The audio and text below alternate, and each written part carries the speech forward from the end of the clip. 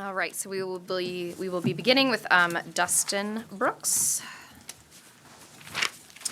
So this is a public hearing of the Joint Standing Committee on Innovation, Development, Economic Advancement, and Business for the purpose of considering the nomination by the Governor of Mr. Dustin D. Brooks of Portland for appointment to the Finance Authority, Maine. Under the law and joint rules of Legislature, this committee is required to hold this public hearing and to record confirmation or denial of the nominee by majority vote of the committee members present and voting. As chairs of the committee, we will then send written notice of the committee's recommendations to the President of the Senate.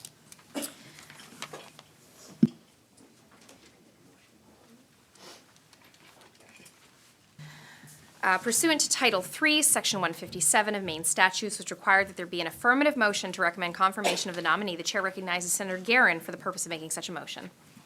Thank you, Madam Chair. I move that the Joint Standing Committee on Innovation, Development, Economic Advancement, and Business recommend confirmation of Mr. Dustin D. Brooks of Portland for appointment to the Finance Authority of Maine.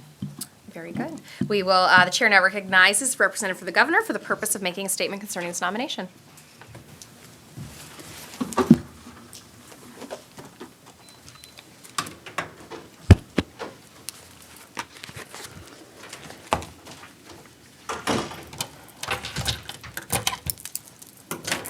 Welcome. Always nice to see you. Thank you.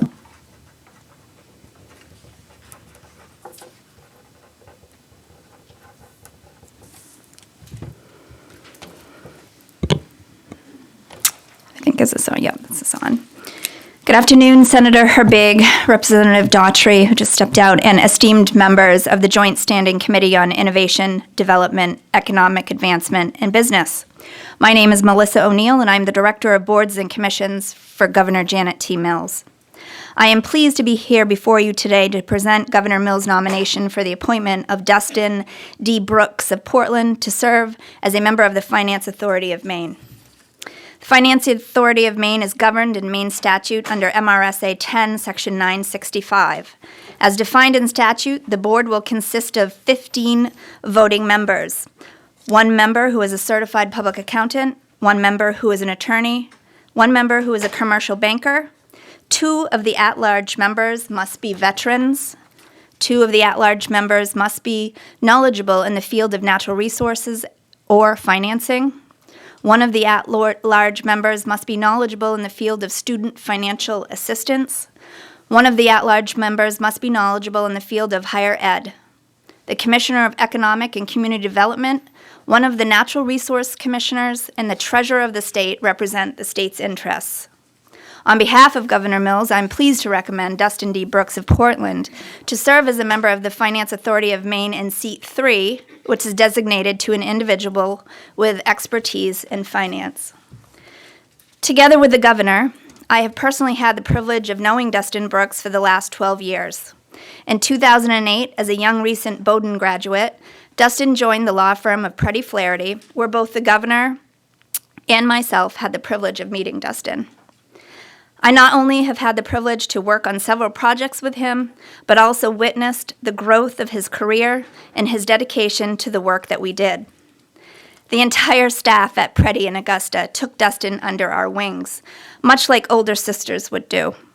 We helped him out, and we helped outfit his new apartment, made sure that he was really taken care of. Little did we know that Dustin really didn't need us to take care of him after all.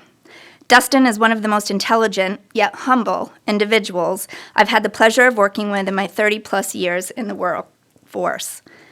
As time went on, Dustin and I worked on several projects together which required many, many hours of preparation, out-of-office meetings, regulatory hearings, public hearings, travel, and witness prep. At the young age of 24 years old, he was often the mature one out of both of us. His level-headedness, ability to think quick on his toes, and mild-mannered personality got us through many stressful days.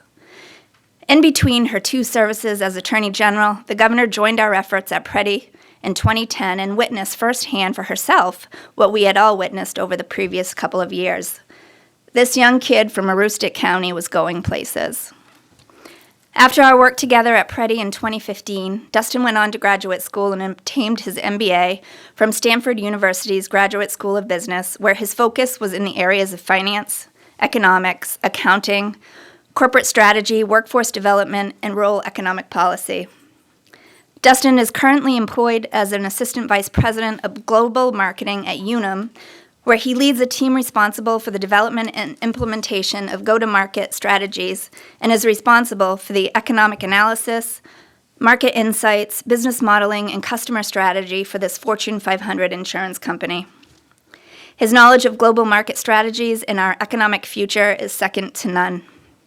It is for these reasons that Governor Mills believes that Dustin is an exceptional candidate for seat 3 on FAME's board. Dustin lives in Portland with his wife, Jessica, and their daughter, Josephine. On behalf of Governor Mills, it is with much pride that I recommend to you Dustin D. Brooks of Portland for appointment to the Finance Authority of Maine.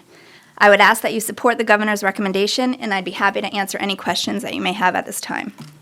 Thank you very, very much. So Representative Higgins. Thank you, Ms. Neal, for being here. Thank you for having me. So my questions that I have are not about the individuals that are being nominated Sure. or their credentials or capabilities. But when I look at the FAME board composition, I find that of the 12 members, the rural areas of Maine are substantially underrepresented. There is no representative from Penobscot, Piscataquis, Washington, Hancock, Somerset, or Franklin County on the 12 members of the FAME board. Certainly a rural economic area. And I think for me today, when I look at the nominations today, where the 3 nominations, 2 from Portland and 1 from Falmouth, and no one is being nominated from that geographic region of the Maine, causes me great concern. Thank you. I'd be happy to address that if you'd like me to. I'd love to hear it. I will say that when the governor approaches these nominations, we approach it every single time with geographic diversity in mind, racial diversity, and gender diversity. Those are the 3 things that we really try to focus on. I will say that last year when we appointed 3 different people to FAME's board, 1 was from Dixfield, 1 was from Union, 1 was from, I believe, Winslow, which we felt at that point were very geographically diverse. As I'm sure you can appreciate, we do have a tough time at times with geographic diversity. We've been looking for a CPA for several months, preferably from the 2nd Congressional District, and we've had a hard time finding that fit exactly what it was we were looking for. We are still looking, and I can give you our word that the next appointments that come up on FAME, we would definitely be looking for that 2nd Congressional District rural opportunity. Always feel free to send me candidates, and I'd be happy to bring them to the governor's attention at any time. I will also second Ms. O'Neill, and whenever I give, because I'm sure I get contacted by folks in my district who are interested on serving on different boards, and passing that information along to Ms. O'Neill I've always found you to be very responsive to that, so thank you. And I think too, Representative, if you look at the historic, over the past 13 or 14 months, if you were to take all of our appointments across the board, I think that you would see that we really do try to make it so it's geographically equitable. This I understand does happen to be all 3 of these candidates are from Cumberland County, and I can appreciate that. So thank you. Thank you. Representative Handy.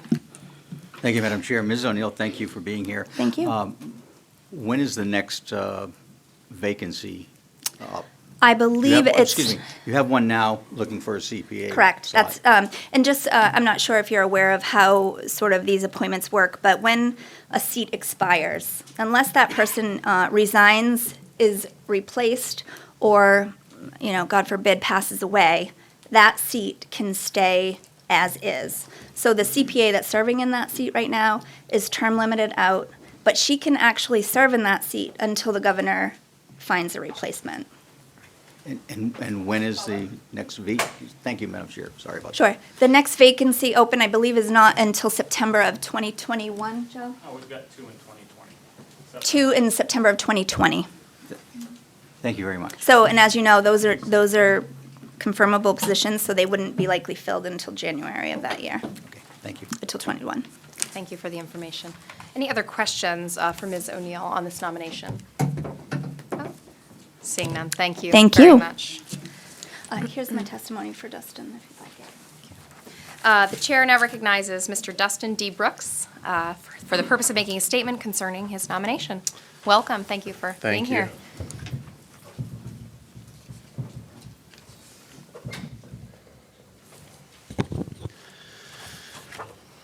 Good afternoon, Senator Herbig, Representative Daughtry, and distinguished members of the Joint Standing Committee on Innovation, Development, Economic Advancement, and Business.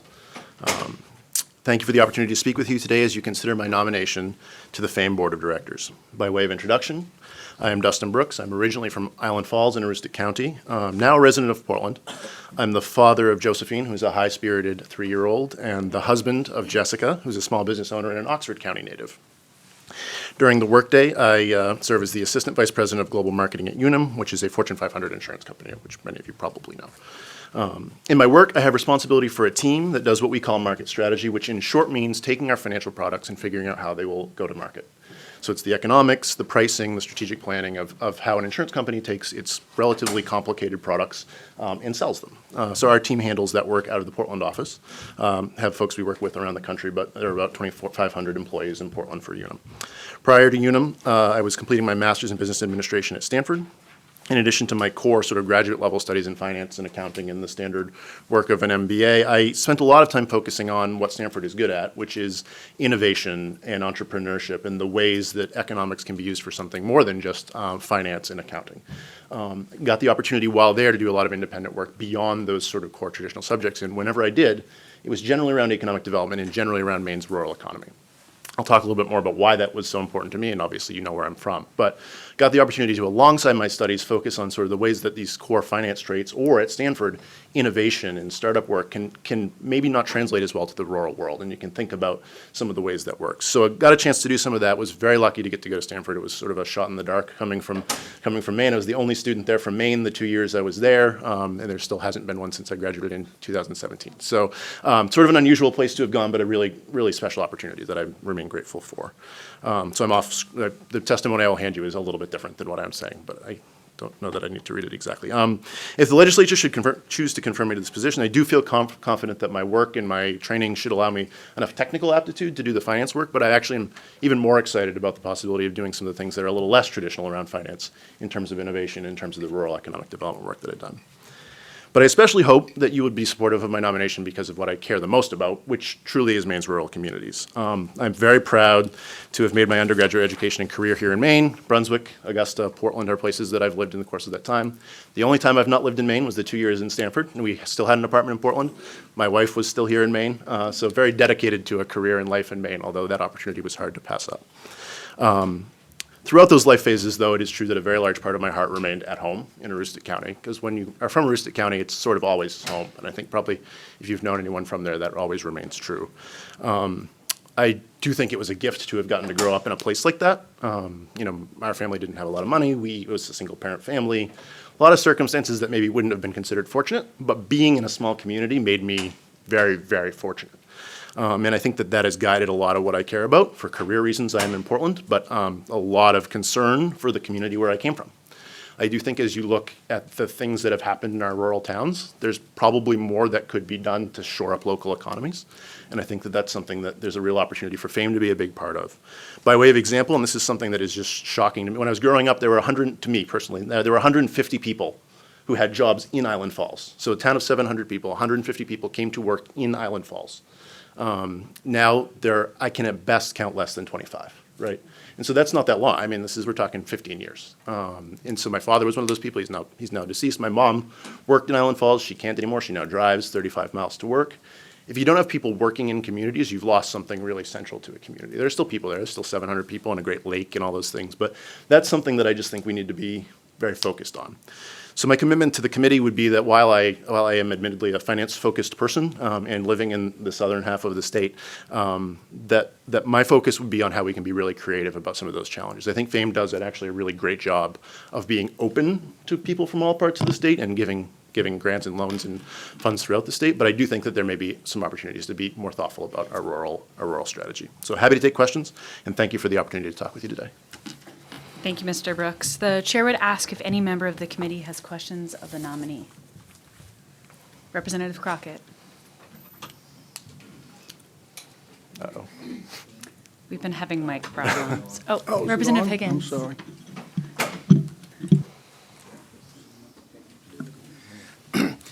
Thank you, Madam Chair. Not technically a question. Being a representative from Portland, I just want to tell you, I am proud to claim you as a resident, Thank you, Representative. yet it's crystal clear you don't take the county out of the kid. That is true. Thank you, sir. Do you have any other questions for the nominee? I have one real quick. You mentioned your time at Stanford, but how did your educational experience at Bowdoin help impact your life experience? So, yes.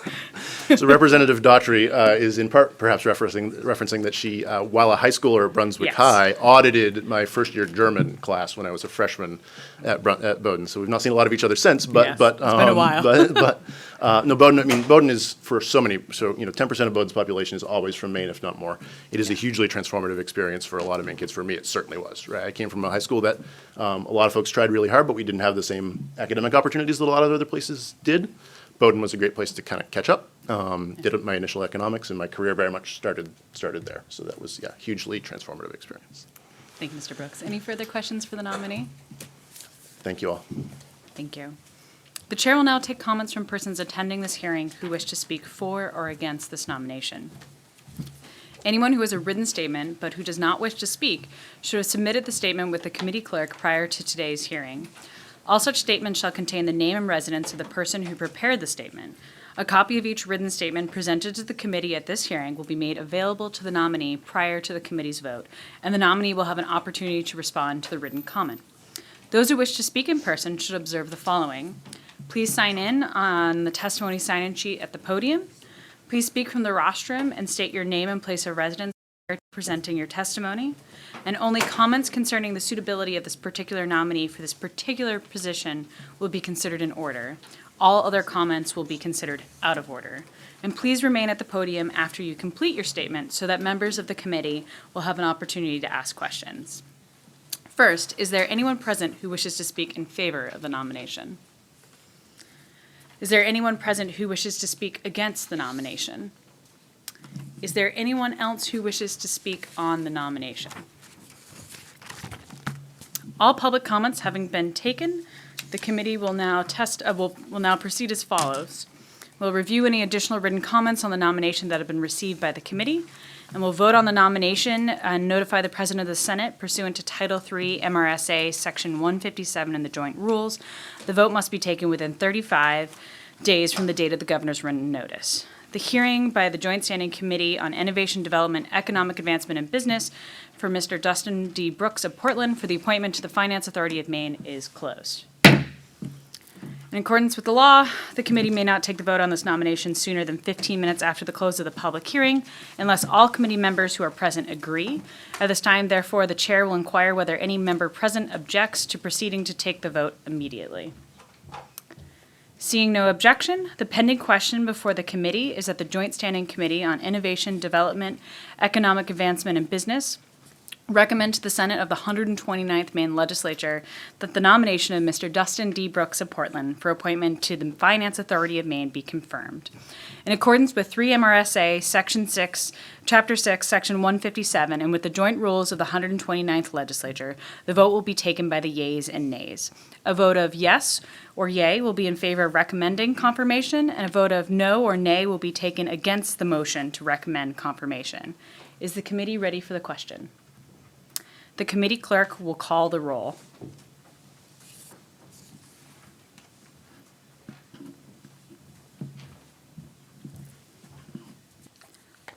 Representative Babine? Yay. Representative Babine, yay. Representative Harrington? Yay. Representative Harrington, yay. Representative Crockett? Yay. Representative Crockett, yay. Representative Stetkis? Nay. Representative Stetkis, nay. Representative Perry? Yay. Representative Perry, yay. Senator Guerin? Nay. Senator Guerin, nay. Representative Daughtry? Yay. Representative Daughtry, yay. Representative Handy? Yay. Representative Handy, yay. Representative Austin? Yay. Representative Austin, yay. Representative Newell? Yay. Representative Newell, yay. Representative Moriarty? Yay. Representative Moriarty, yay. Representative Higgins? Nay. Representative Higgins, nay. So that is.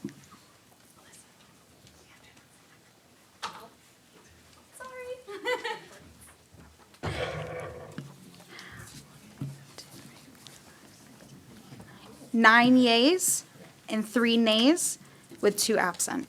Thank you. 9 members of the committee having voted in the affirmative and 3 in the negative, it is the vote of the Joint Standing Committee on Innovation, Development, Economic Advancement, and Business, the nomination of Dustin D. Brooks of Portland for appointment to the Finance Authority of Maine be confirmed. Congratulations.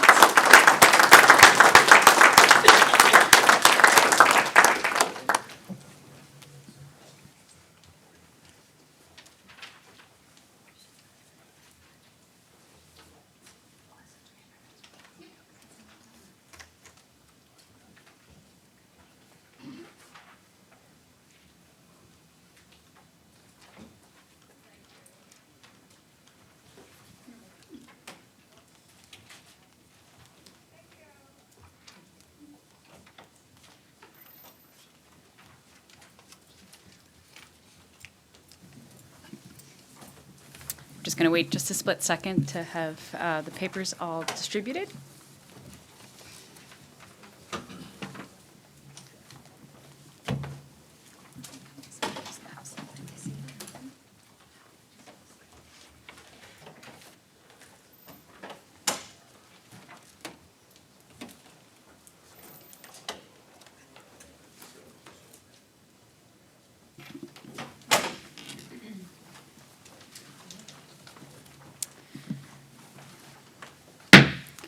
This is a public hearing of the Joint Standing Committee on Innovation, Development, Economic Advancement, and Business for the purpose of considering the nomination by the Governor of Ms. Rebecca Asen of Falmouth for appointment to the Finance Authority of Maine.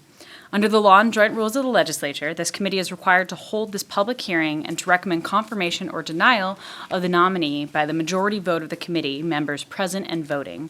As chairs of the committee, we will then send written notice of the committee's recommendations to the President of the Senate.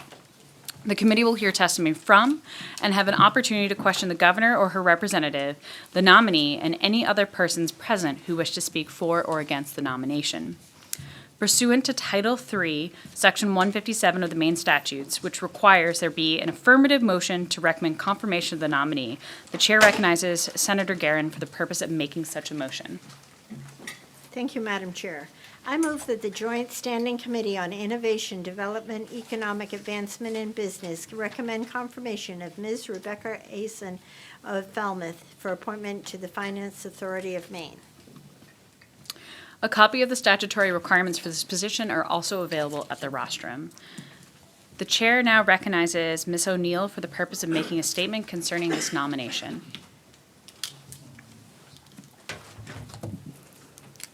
Welcome back.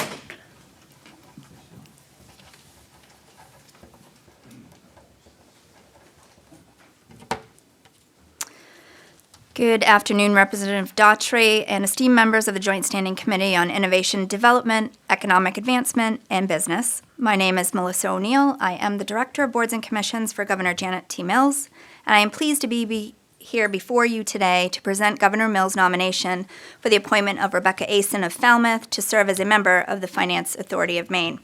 If it pleases the committee, I would like permission to skip over the statutory guidelines for the next 2 hearings. Absolutely, permission Thank you. fully granted. On behalf of Governor Mills, I am pleased to recommend Rebecca Asen of Falmouth to serve as a member of the Finance Authority of Maine.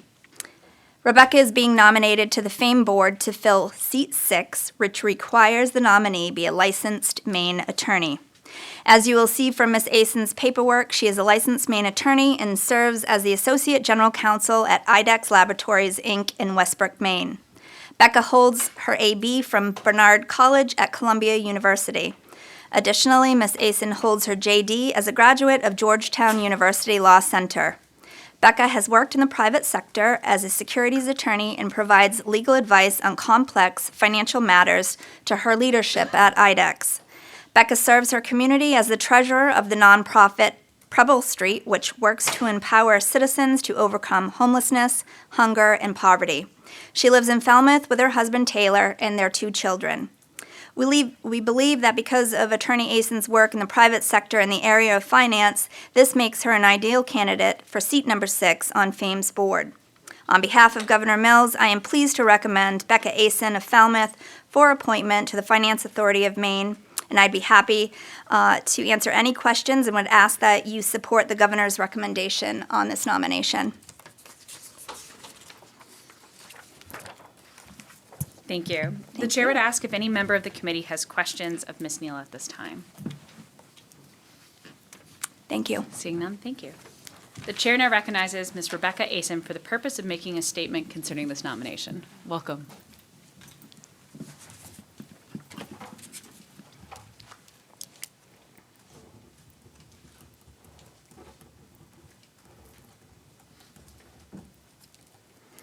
Senator Herbig, Representative Daughtry, and the distinguished members of the Joint Standing Committee on Innovation, Development, Economic Advancement, and Business.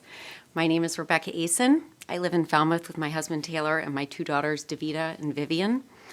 And I'm here today to discuss my nomination to the Finance Authority of Maine Board of Directors. And I'd like to start by telling you a little bit about my background. I grew up in Casco, where my parents still live today. My parents were and continue to be incredibly hardworking people. From as far back as I can remember, they've always worked at least 3 or 4 jobs between the 2 of them, with the hope and expectation that my brother and I would go to college and shape our lives and give back as we saw fit. With the help of student loans and a generous financial aid package, my parents and I were able to send me off to college. In 2006, I graduated from Barnard College, which is a women's college in New York City.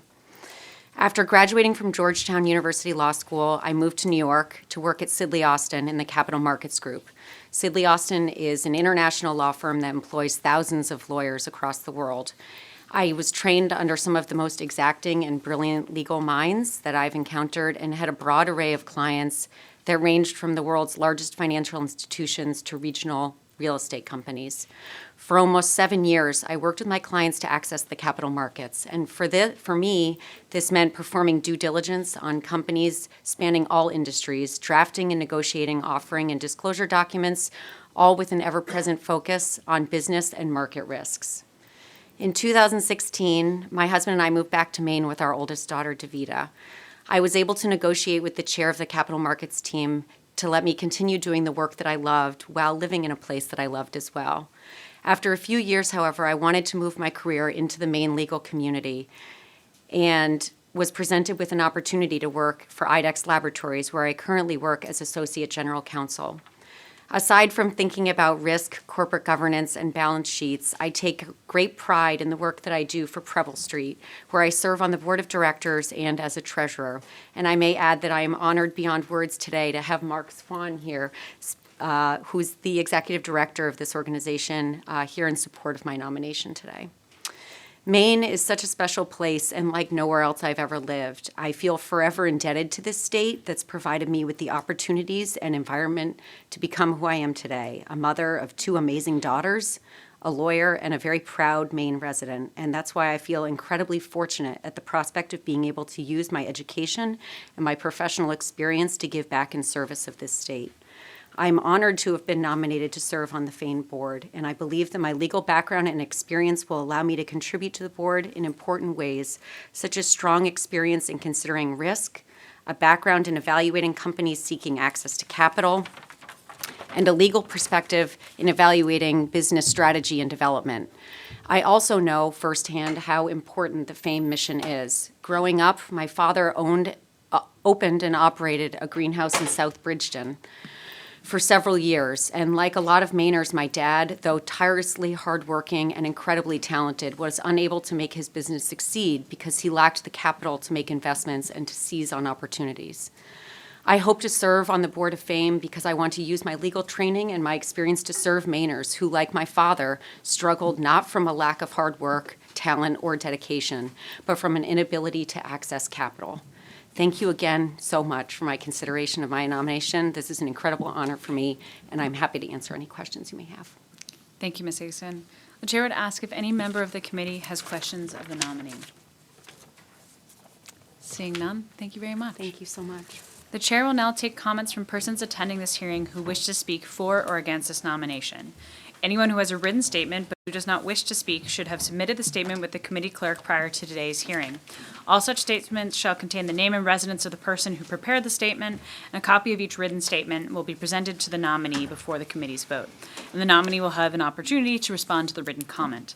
Those who wish to speak in person should observe the following. Please sign in on the testimony sign-in sheet at the podium. Thank you, Representative Peirce. Please speak from the rostrum and state your name and place of residence prior to presenting your testimony, and only comments concerning the suitability of this particular nominee for this particular position will be considered in order. All other comments will be considered out of order. Please remain at the podium until you complete your statement so that members of the committee may have an opportunity to ask questions. First, is there anyone present who wishes to speak in favor of the nomination? Please proceed. Thank you. Representative Daughtry and the esteemed colleagues of the Innovation Development, Economic Advancement, and Business Committee. I am Representative Teresa Peirce. I represent House District 44, which is the majority of Falmouth, and I'm here today to lend my enthusiastic support to the nomination of Rebecca Asen to the Finance Authority Board of Directors. As a member of this committee, you can see Rebecca's resume speaks for herself. She has a great deal of professional experience in relevant sectors, most recently in her current role as the Associate General Counsel of IDEX.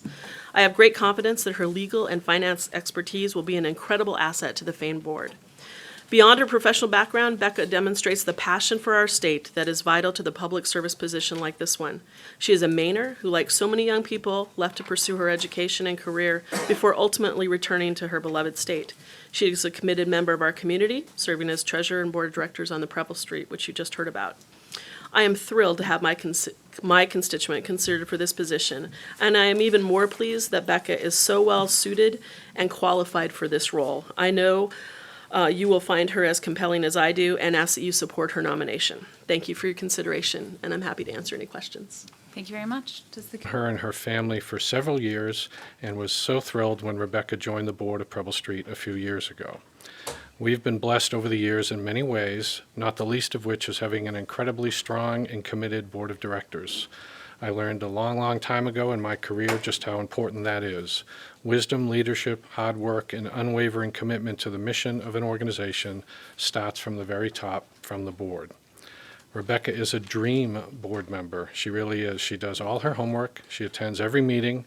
She asks good questions and is also not afraid to ask hard questions. But what I really like is Becca will then offer support and advice in coming up with the answers to those very same hard questions. She understands the leadership and governance aspects of board service, but also works diligently to ensure the actual work, the service, the product of an organization gets done and gets done well. She is accountable as a board member, and she holds me and the Preble Street staff accountable in our roles as well. Rebecca also knows the importance of being an ambassador for the agency. She has brought countless friends, family, and colleagues into the Preble Street world as volunteers, donors, and advocates. She's proud of her role at Preble Street, which in and of itself means an awful lot to us. I'll also add, on a personal level, Rebecca is as kind and caring a person as you'll ever meet. It is highly unusual for a Preble Street board member to move into an officer role as quickly as Becca did. She became board treasurer and thus joined the executive committee after only 2 years on the board. It's because we knew what we were doing. She had impressed us with all the qualities I've touched on: intellect, work ethic, professional expertise, and leadership skills. But more than anything, it was her steadfast commitment to the mission of Preble Street and those we serve that prompted the board to move her into the executive team as quickly as they did. We've been very fortunate to have Becca Asen on the Preble Street Board of Directors, and I know without reservation she would bring the same energy and commitment to the Finance Authority of Maine's Board of Directors as well. Thank you. Thank you very much, Mr. Swan. Does the committee have any questions? Seeing none, thank you for your time. Thank you. Is there anyone else present who wishes to speak in favor of the nomination?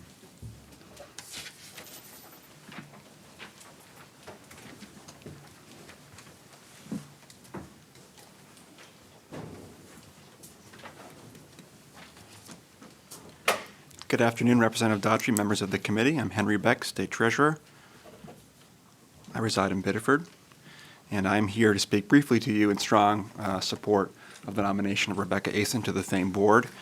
You may have heard from Ms. O'Neill that the State Treasurer serves as an ex officio member of FAME, in addition to many other boards and commissions.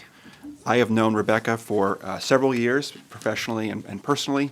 I've actually consulted with her on some financing and legal questions. I've attended holidays at her home, and I think she's an excellent nominee. I know her to be ethical, diligent, and highly qualified, as you can see from her resume, in the kinds of financing matters that come before the FAME board.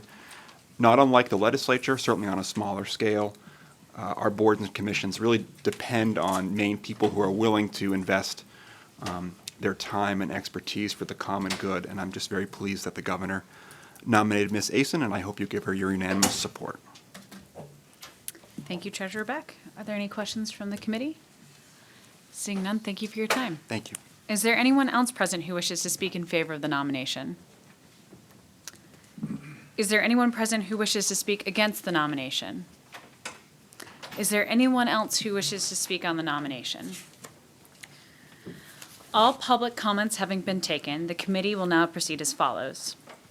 Review any additional written comments on the nomination that have been received by the committee, and vote on the nomination and notify the President of the Senate pursuant to Title III MRSA Section 157 and the joint rules. The vote must be taken within 35 days from the date of the governor's written notice. The hearing by the Joint Standing Committee on Innovation, Development, Economic Advancement, and Business for Ms. Rebecca Asen of Falmouth for appointment to the Finance Authority of Maine is closed. In accordance with the law, the committee may not take the vote on this nomination sooner than 15 minutes after the close of the public hearing, unless all committee members who are present agree. At this time, therefore, the chair will inquire whether any member present objects to proceeding to take the vote immediately. Seeing no objection, the pending question before the committee is that the Joint Standing Committee on Innovation, Development, Economic Advancement, and Business recommend to the Senate of the 129th Maine Legislature that the nomination of Ms. Rebecca Asen of Falmouth for appointment to the Finance Authority of Maine be confirmed. In accordance with 3 MRSA Chapter 6, Section 157, and the joint rules of the 129th Legislature, the vote will be taken by the yeas and nays. A vote of yea will be in favor of recommending confirmation. A vote of nay will be against the motion to recommend confirmation. Is the committee ready for the question? The committee clerk will call the roll.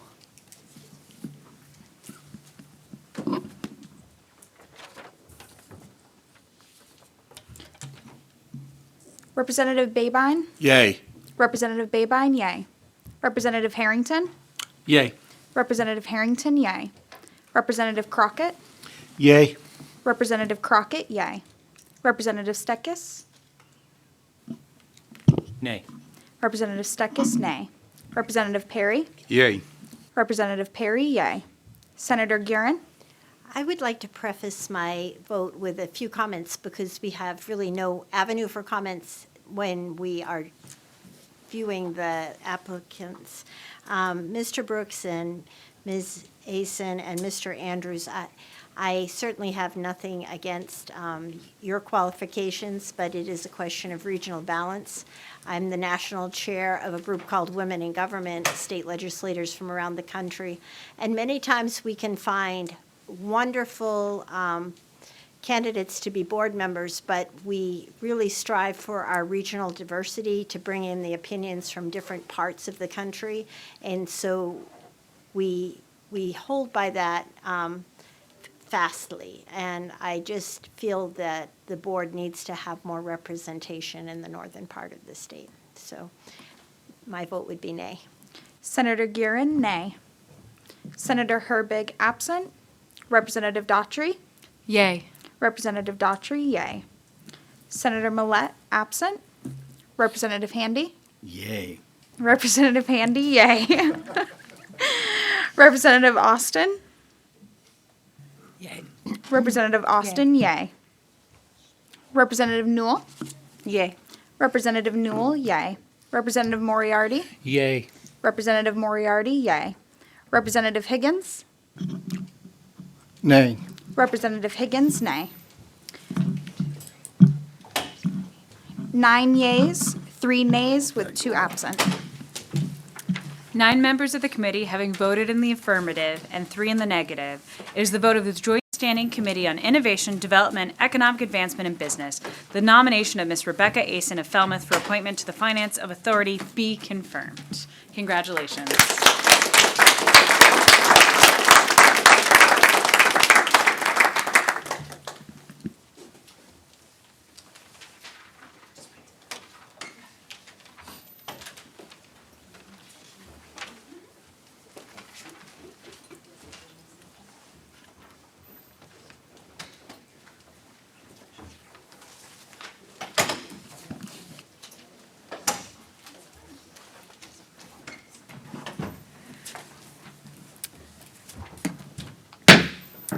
This is a public hearing of the Joint Standing Committee, and we are still the Joint Standing Committee on Innovation, Development, Economic Advancement, and Business, for the purpose of considering the nomination by the Governor of Mr. Omar Andrews of Portland for appointment to the Finance Authority of Maine. Under the law and joint rules of the Legislature, this committee is required to hold this public hearing and to recommend confirmation or denial of the nominee by a majority vote of the committee members present and voting. As chairs of the committee, we will then send written notice of the committee's recommendations to the President of the Senate. The committee will hear testimony from and have an opportunity to question the governor or her representative, the nominee, and any other persons present who wish to speak for or against the nomination. Pursuant to Title III, Section 157 of the Maine statutes, which requires there be an affirmative motion to recommend confirmation of the nomination, the chair recognizes Senator Herbig for the purpose of making such a motion. Thank you, Madam Chair. I move that the Joint Standing Committee on Innovation, Development, Economic Advancement, and Business recommend for confirmation Mr. Omar Andrews of Portland for appointment to the Finance Authority of Maine. Thank you, Senator Herbig. A copy of the statutory requirements for this position is available at the rostrum. The chair now recognizes Ms. O'Neill for the purpose of making a statement concerning this nomination.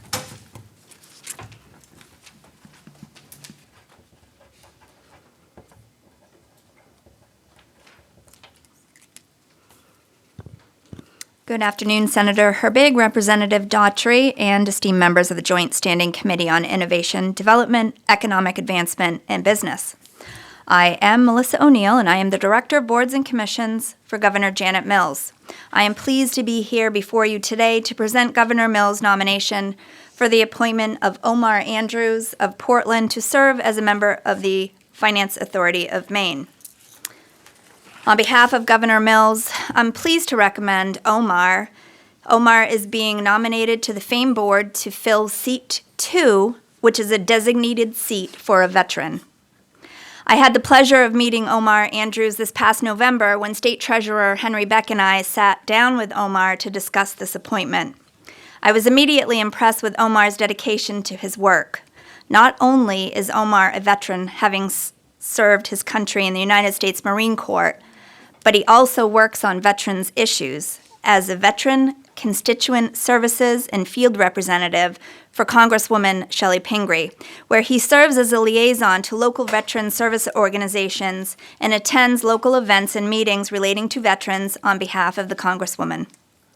Omar served as a rifleman from 2010 to 2016 in the United States Marine Corps. He has had 2 tours at sea, one as a member of the Fleet Anti-Terrorism Security Team in the Pacific, and his second as a part of a Marine Expeditionary Unit aboard the USS Bataan. Notable awards include Navy Achievement Medal and the Sea Service Deployment Ribbon. In addition to his work on veterans issues in Congresswoman Pingree's office, Omar is a fellow for the High Ground Veterans Advocacy Program, which empowers service members and veterans to become advocates and leaders in Washington, D.C., their home states, as well as their local communities.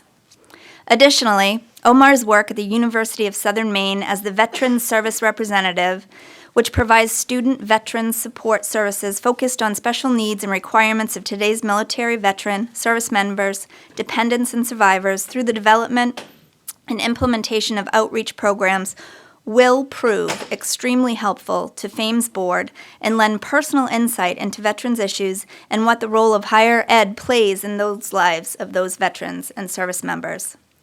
Omar's dedication to his country and his firsthand knowledge of veterans' issues in our state and across the country are what Governor Mills believes to be a perfect match for his appointment to seat number 3 on FAME's board. On behalf of Governor Mills, I wish to thank Omar Andrews of Portland for his service to our country, and with that, I am pleased to recommend him for appointment to the Finance Authority of Maine. I would ask that you support Governor Mills' recommendation and would be happy to answer any questions that you may have at this time. Thank you, Ms. O'Neill. The chair would ask if any member of the committee has questions at this time. Seeing none, thank you so much. Thank you. The chair now recognizes Omar Andrews for the purpose of making a statement concerning this nomination. Welcome. Thank you.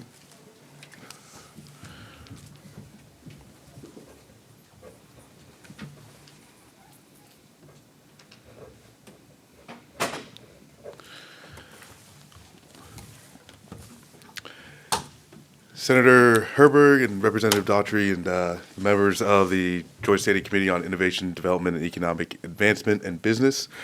I just want to say thank you for having me, and it's truly an honor to be in front of this body today. My name is Omar Andrews from Portland, and I'm here with you today to discuss with you my nomination to the Finance Authority of Maine.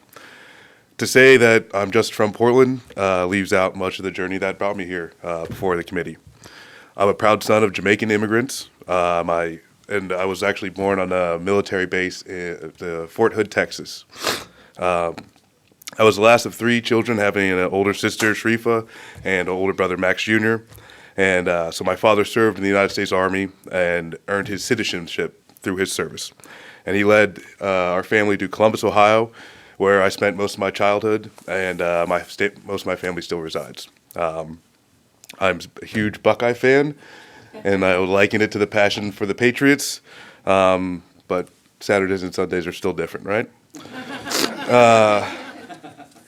So I joined the United States Marine Corps in 2010. As an infantryman, I honorably served as a team leader in the Fleet Anti-Terrorism Security Team, Bravo Company out of Yorktown, Virginia. I served as a squad leader in the 2nd Light Armored Reconnaissance Battalion, Charlie Company out of Camp Lejeune, and eventually ended my career in 2016 as one of 4 chief scouts in the battalion. Since coming to Maine in the summer of 2016, I've tried to live my life much like I did in the Marine Corps, believe it or not, but just with less guns. The teachings of servant leadership have guided me to support my community whenever I can, and always to be there to give a hand when asked, which is why I'm here today. It's just a call to serve. As I take steps beyond the Marine Corps, and being a Student Veterans of America chapter leader, a veterans advocate, a fellow with the U.S. House of Representatives, a few other things. I am the junior vice commander of the VFW Post 6859. I'm also the Student Veterans of America liaison for the Maine Department of Student Veterans of America.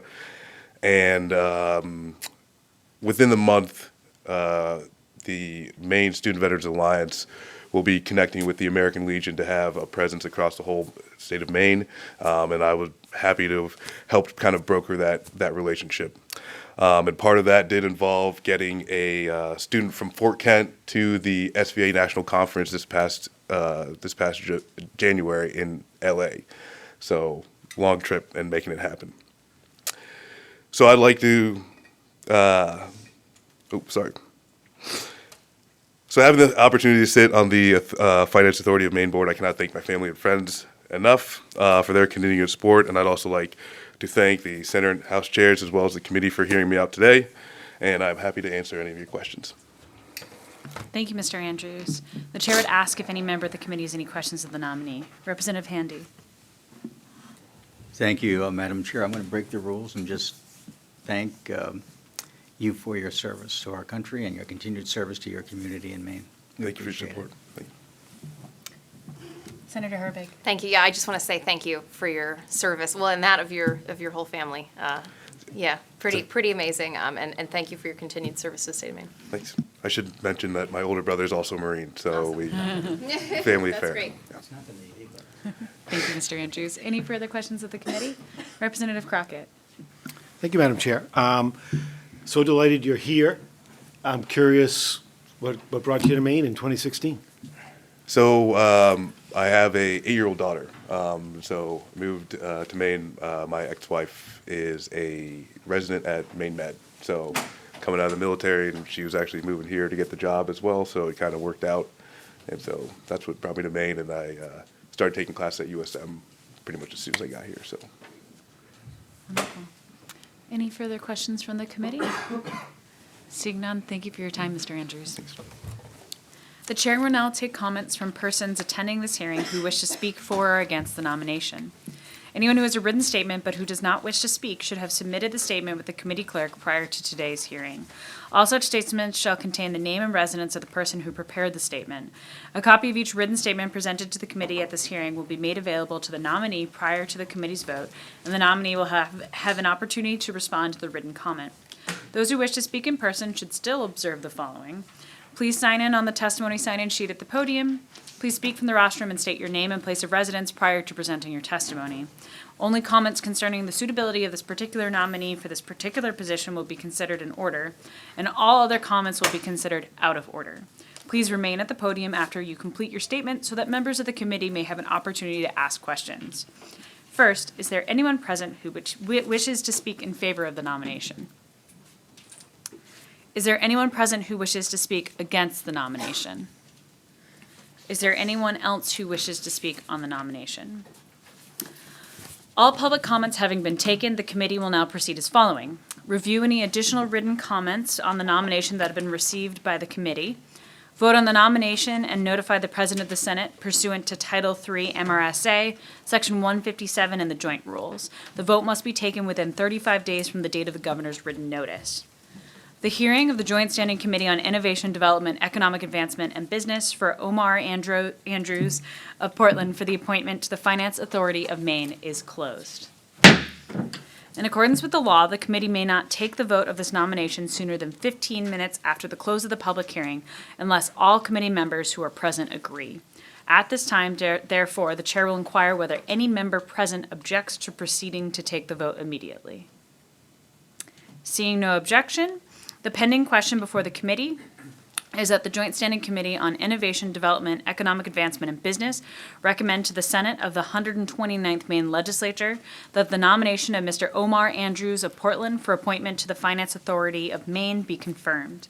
And in accordance with 3 MRSA, Chapter 6, Section 157, and with the joint rules of the 129th Legislature, the vote will be taken by the yeas and nays.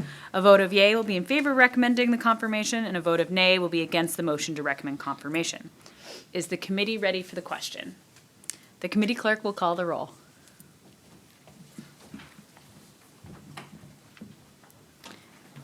Representative Babine? Yay. Representative Babine, yay.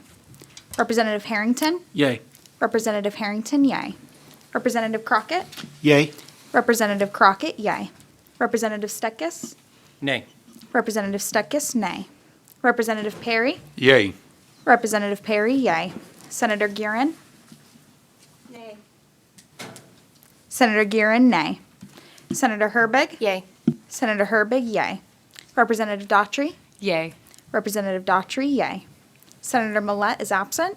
Representative Handy? Yay. Representative Handy, yay. Representative Austin? Yay. Representative Austin, yay. Representative Newell? Yay.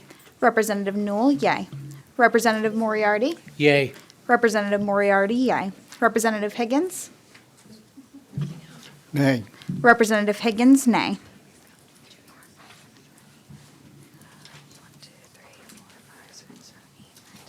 10 yeas and 3 nays, with Senator Millette absent. Thank you.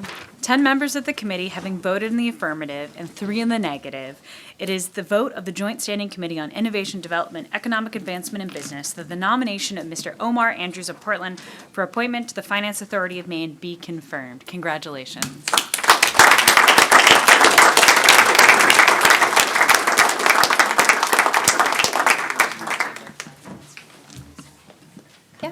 Yeah, I was going to say, yeah, thank you all very much. We will be taking just 5 minutes to reset the room before we go into our work session. All right, thank you all, and congratulations to all of you.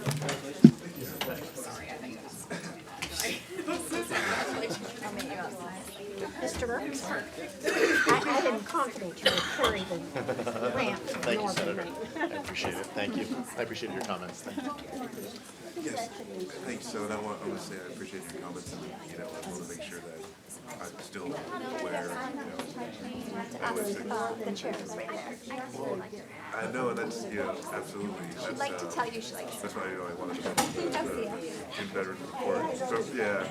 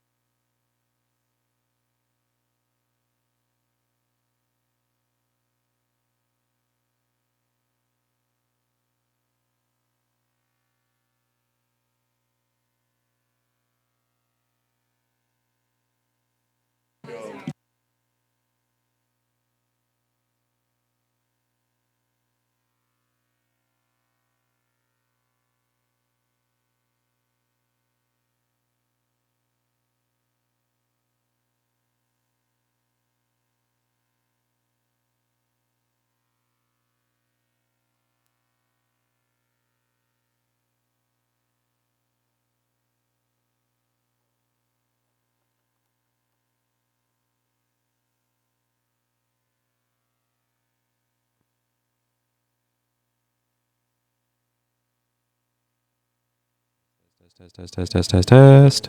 Hello.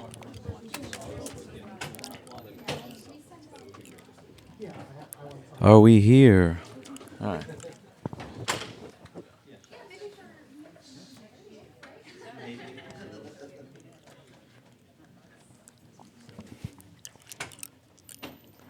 All right, we got some people that showed up here from Maine. You want to say hello? I didn't realize I was on camera. What would you like me to do? Introduce yourself or say hello. Oh, hello. I'm Howard Hollis. I attended here. I've been up here since 9:30 this morning, sitting and waiting for this damn thing to start. Thank you. Hi, I'm Lewis. Nice to meet you. I'm Dave Dodson. I work on boats. Oh, cool. I saw your the last video, and I had some people here testifying in the boat industry. So what are your thoughts on the things I said about boats? Because I'm clueless there. Well, I don't see a lot of boats blowing up, but It seems to be a rare occurrence that boats explode. I think so. I think that's true. We try not to let that happen. You try not. Yeah. My garage door didn't open. It didn't want to work yesterday, so I drove to the grocery store and got me one of those little batteries, the 2032s, to put into my controller. And I didn't die. It didn't explode on me, and I put it back in. I didn't have to get approval from anybody. It really worked well. No explosions. Pardon? No explosions. No explosions. You're sure you didn't miss anyone? Nothing. Maybe after you turned around. Nothing. It really worked, and I'm still here. Were you able to tap him, get his attention from him? Hey, you want to say hello, introduce yourself? Did you show? Yeah. I want to get people used to showing up to these. Sure, yeah. My name is Tom Beal, and I own Mac Revival and Archangel Computer in Ellsworth, Maine, and I'm here in support of this right to repair bill here in Maine, and I'm hoping to get more people involved as well. Are any of your representatives up there, or no? No, nobody from that I'm a constituent of is up here at the moment, but... Interesting. Well, thank you for coming by. Hey, I appreciate it. Thanks so much, yeah. This is fun.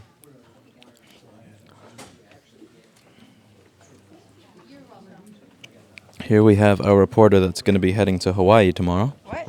What do you mean? What? What do you mean? I've never heard about this one. You know everything about Hawaii. You've spent 30 years there. Yeah. No, but I didn't know about my travel plans. Oh, you must have not got the email. Maybe it went to spam on your Mac. What email? I don't recall this email. Yes, I got 6 little cookies. I was very happy. Techo Clock said, "Thank you for all that you do." Oh, thank you very much. Oh, Did the thing freeze? It was funny. It looks like your ThinkPad froze. It's this Magewell dongle. Every time I touch the camera and if I get up, this room has a lot of rugs and carpet and the chairs are, and every time I hear a spark, that stops working and I have to activate and deactivate it. It happens at home too. I have this little Magewell USB HDMI capture dongle. It's a real, I don't know, it does this all the time. It drives me nuts. Yeah, I think someone asked, is Erica in Hawaii right now? Have you noticed my camera's been recording for an hour with a knockoff battery, and it says 100% battery? I just don't trust that. I think I'm going to switch batteries before something bad happens. Wait, what do you mean? Something bad happened?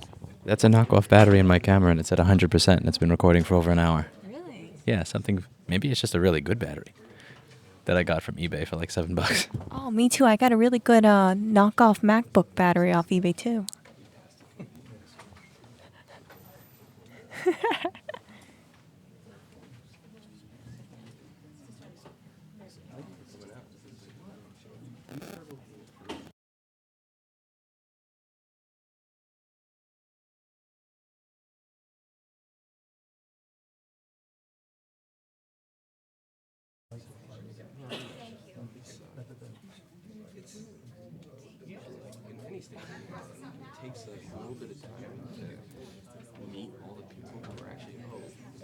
He's changing the battery right now. Maybe. If it cuts out, don't worry, I'll come back. When is white balance better? Number 1? Number 2? Number 1? Number 2? Number 1? Number 2? Number 1? Number 2? I'll take your vote. This is number 2. That's 1, 2, 1, 2.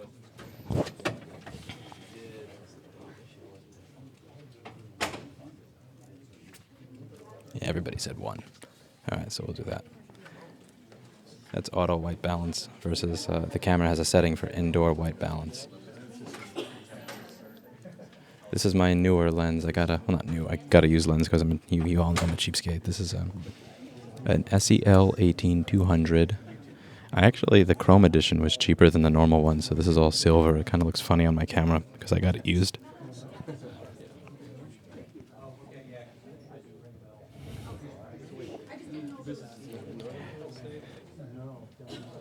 Yeah, Erica doesn't really seem happy about going to Hawaii tomorrow. I'm silent. If only looks could kill. You're so cute. Oh, poor Eric. Poor Eric Coco. Yeah, a lot of people are asking when does the right to repair thing start. I have no idea. I really don't. It said the hearing's at 1:30. They have multiple things to discuss. I don't know what they discuss first, so to be safe, I show up and I just stream and record the whole thing from the beginning. Because you saw in Washington, they got straight into right to repair. Here they don't. In Boston, they discuss other things. Don't really know how it's going to... I don't really know what it is they're going to be discussing and when, since I don't work for the government. But I make sure to show up in time to catch everything, because it's important.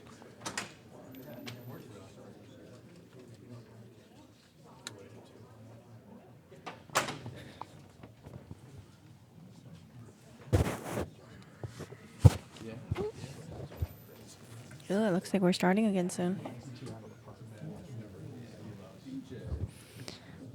I almost want to say I think this is going to be at the end. Or towards the end.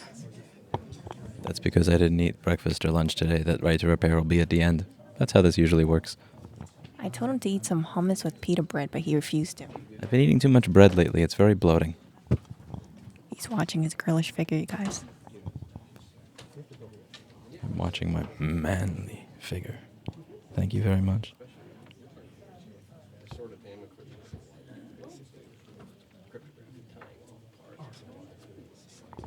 Yeah, Discord saw that I eat breakfast.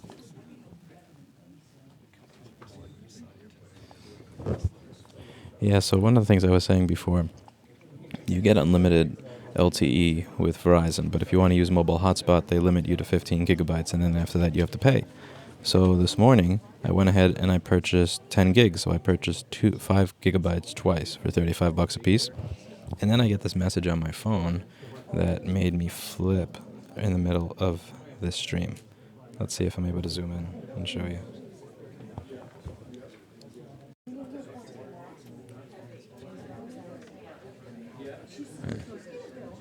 Focus. Manual.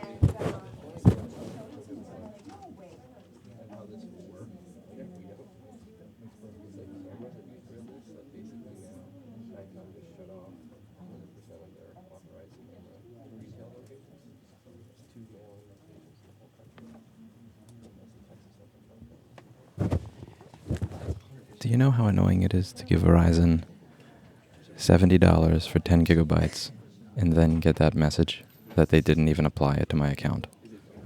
That's aggravating. You know, they didn't hesitate in accepting your money, though. Yeah, screw Verizon. Why don't you just down your TTL by 1? Down your TTL? Why don't you just... Can you speak and not acronyms, please? Confused. Yeah, I used to use that Barnacle Tether app a long time ago, but all that stuff seems to have stopped working, even if you root recently. That app was always kind of unstable compared to the one built into the phone, but I haven't been able to get any of that to work recently.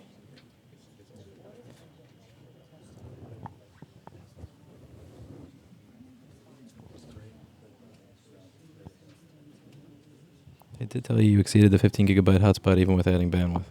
So that means that I was streaming today at 500 kilobit per second for an hour. That would mean that was 10 gigabytes. No, that's not what this is saying.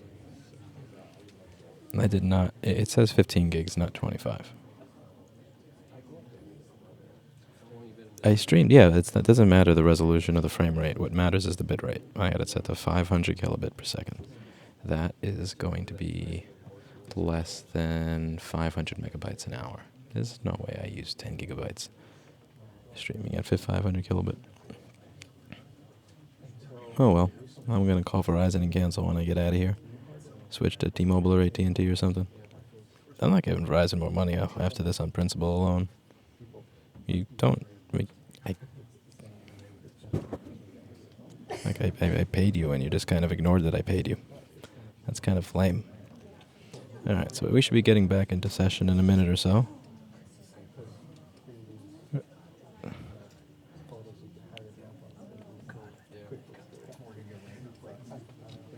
It doesn't consider you added bandwidth for that limit by default. Yeah, but I don't care. It should be automated. They also automated taking my money to add the 10 gigabytes I paid for this morning. Alright.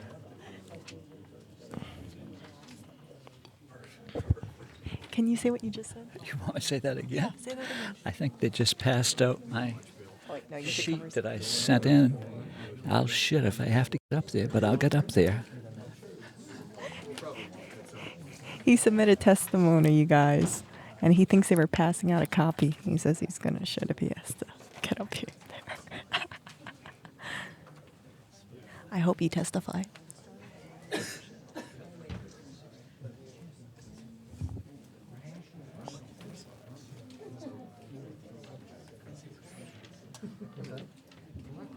This is amazing. This is really well done. Thank you. It's the teacher in me. You mind if I post this if I X out your address and personal info? No. I sent this to you in email, but I didn't hear back from Joseph, and I didn't hear back from Mr. Dolan. The thing is, I'm not sure if you're allowed to speak to them. I'm not sure if you're allowed to speak to them after this hearing's done, but if you are, Reading it. yeah, go for it. Thank you, Jesse Steele. And thank you to Michael Young. All right, looks like they're starting again. Let's get the mic off.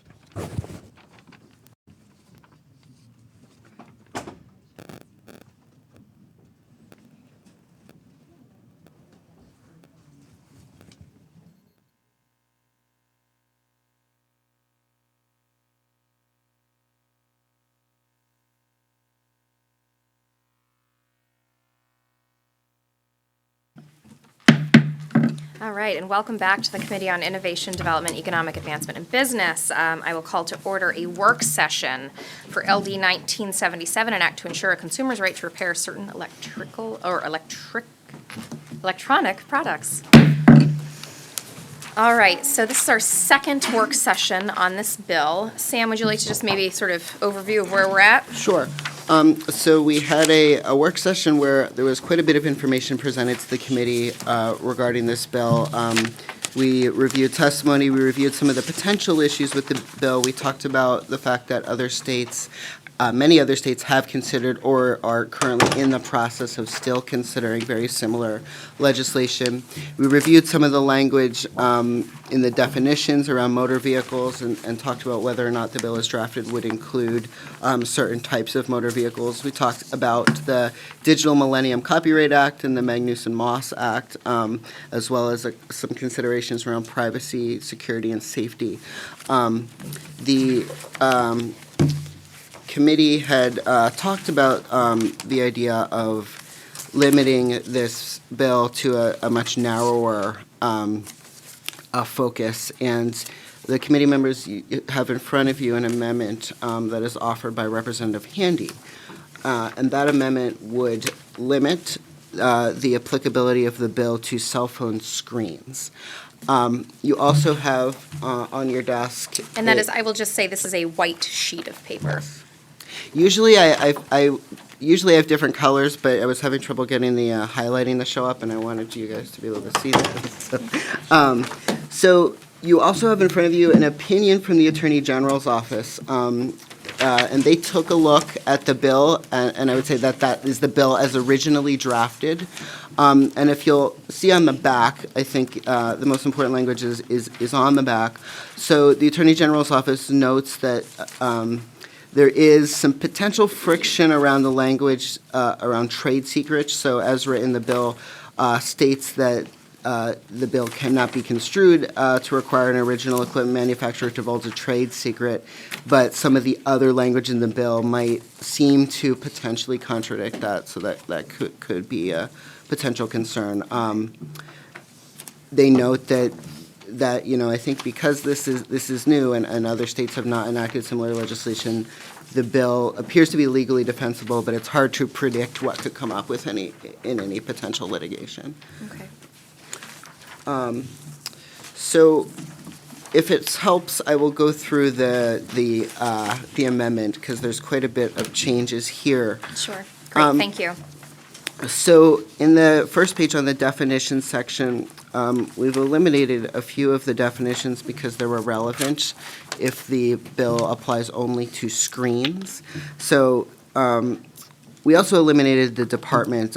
So, after some further discussion, it was believed that the department, DECD rather, maybe is not the best owner of this, and that enforcement would instead fall to the AG's office. So digital electronic equipment, that definition has been eliminated as too broad. Embedded software is no longer an issue if we're just talking about screens, so that definition is no longer there. Fair and reasonable terms, so the language there is just changed so that it reflects that we're not talking about digital electronic equipment writ large and instead only talking about screens. So on the second page, again, anytime we're talking about digital electronic equipment, that has been crossed out, and parts or the reference to screens only has been used. Under independent repair provider, again, just making sure that we're mentioning only cell phones or mobile telephones as they're defined and not equipment. Mobile telephone is defined. Original equipment manufacturer, again, the reference is just narrowed. Same with owner. Service parts has been eliminated as it is no longer relevant. Under trade secret, I just changed the in effect year from 2019 to 2020. I just caught that when I was going through it. That probably should have been changed before. Right to repair, again, limited to mobile phone screens. So most of these changes are just changing reference language so that it refers only to mobile phone screens. Under the requirement for original equipment manufacturers to make diagnostic and repair information, limiting that to mobile phone screens. And it is, I would just note that the language is repair or replacement of, to make sure that it's not, once the screen cracks, you're generally talking about a replacement. So I wanted to make sure that that language was clear, that would cover replacement of screens. At the bottom, there's some language previously that had referenced sale of equipment used for security-related functions. That's no longer relevant if you're just talking about screens, so that language has been removed. Under notification to owners, those changes are, again, just references. Duties of the department at the bottom has been eliminated because of eliminating the DCD's role in this. And that is it.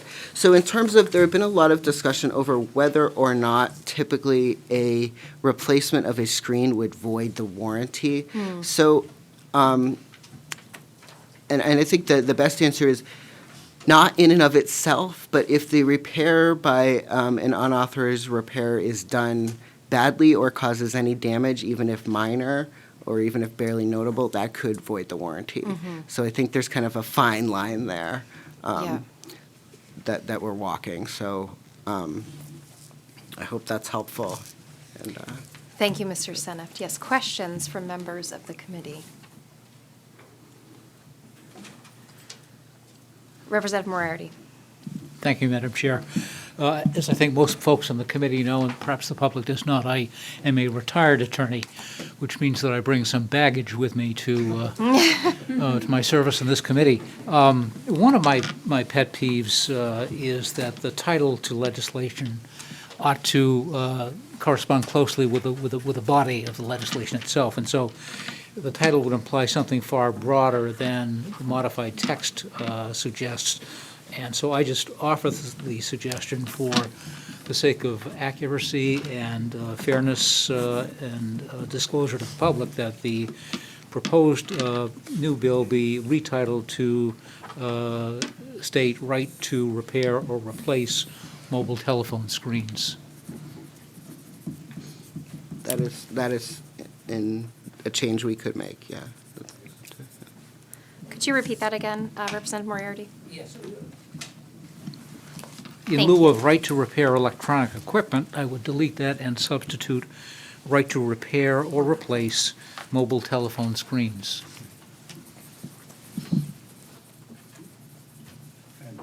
Representative Handy. On its surface, I don't have a problem with that change. It's my understanding the title of a bill is not included in the statute. Is that correct? Correct. And it's more cosmetic. Yeah, we can, so you can change the title on an amendment, but the bill itself, right, that wouldn't appear in the actual language of the, although actually, you know what, we do have a chapter title here, so right to repair electronic equipment, so in this case, actually, that should probably be changed. So both the title of the bill as well as the chapter title. Say, in my experience, I think it is a good idea to change the title so it more reflects what's really going on in the content of the amendment, because we are in a very different place than where this bill started, and I think it's important that that's reflected and there's no misunderstanding around that. Representative Stetkis. Thank you. So Sam, in your research of the warranty when it comes to replacing screens and that sort of thing, in there, did you find anything that actually restricts the replacement of cell phone screens currently? So I did look at Apple's warranty language, and it's very kind of it's very kind of finely written, so that it doesn't say that replacing the screen will void the warranty. It does say that if you use parts that are not going to work appropriately, or if you damage the device in any way, that could void the warranty. So it doesn't in and of itself say that if you replace this screen with a non-authorized dealer, that voids the warranty. It doesn't say that. But it does say if you mess this up, during your replacement, or if you use a part that's not quite right, that could void the warranty. Just follow up. Follow up. So this bill, the way it's written, doesn't only apply to Apple products, correct? Correct, yes. I was Okay, using so that have as you an looked example. at any of the other ones as well? I didn't, but I can do that and send it out to the committee if that's helpful. Okay, because this, if we're targeting one particular company, maybe the bill title ought to represent that as well. So we probably ought to get the. I don't think, I was get going to all say, the is, information. Mr. Senift, is there anything in this bill that is just concerning one company? Because that's not, that is Well, not the- well, what the I'm information he's reading it. providing is just for one company, so I'm Okay. asking for more information from other companies. Sure. Okay, yeah. Yep. I can look at the largest companies and email that out to the committee with the relevant warranty Great, language. thank you. Yeah. Senator Garin.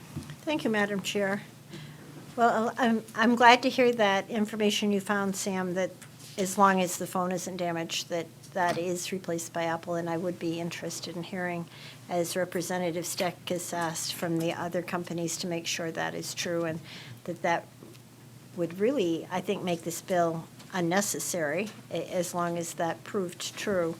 A couple other things that I had been thinking about since the last time we met on this bill was a possibility of, because it seemed to be a lot of concern that people couldn't get their regional repairs done that they wanted on their, and now it would be just on screens. So maybe we could send a letter to DECD and ask for their help in getting independent repair shops certified by the national phone distributors, so that could be a positive, entrepreneurial Yeah. aspect that our committee could encourage. And the final thing I was going to bring up was the note from Attorney General Fry on the fiscal note. I think we would, before I could vote on this, I would really want to hear an opinion on now the changed bill, and if he still thinks that would be a possibility of litigation, and then what the litigation he thinks it would be specifically, and the cost of that to the state to enter into that, where 22 other states have killed this bill in committee. I think that litigation, we would be carrying that burden all by ourselves, and so could be quite costly. I will pass that on to the AG's Yeah, office. we can get that.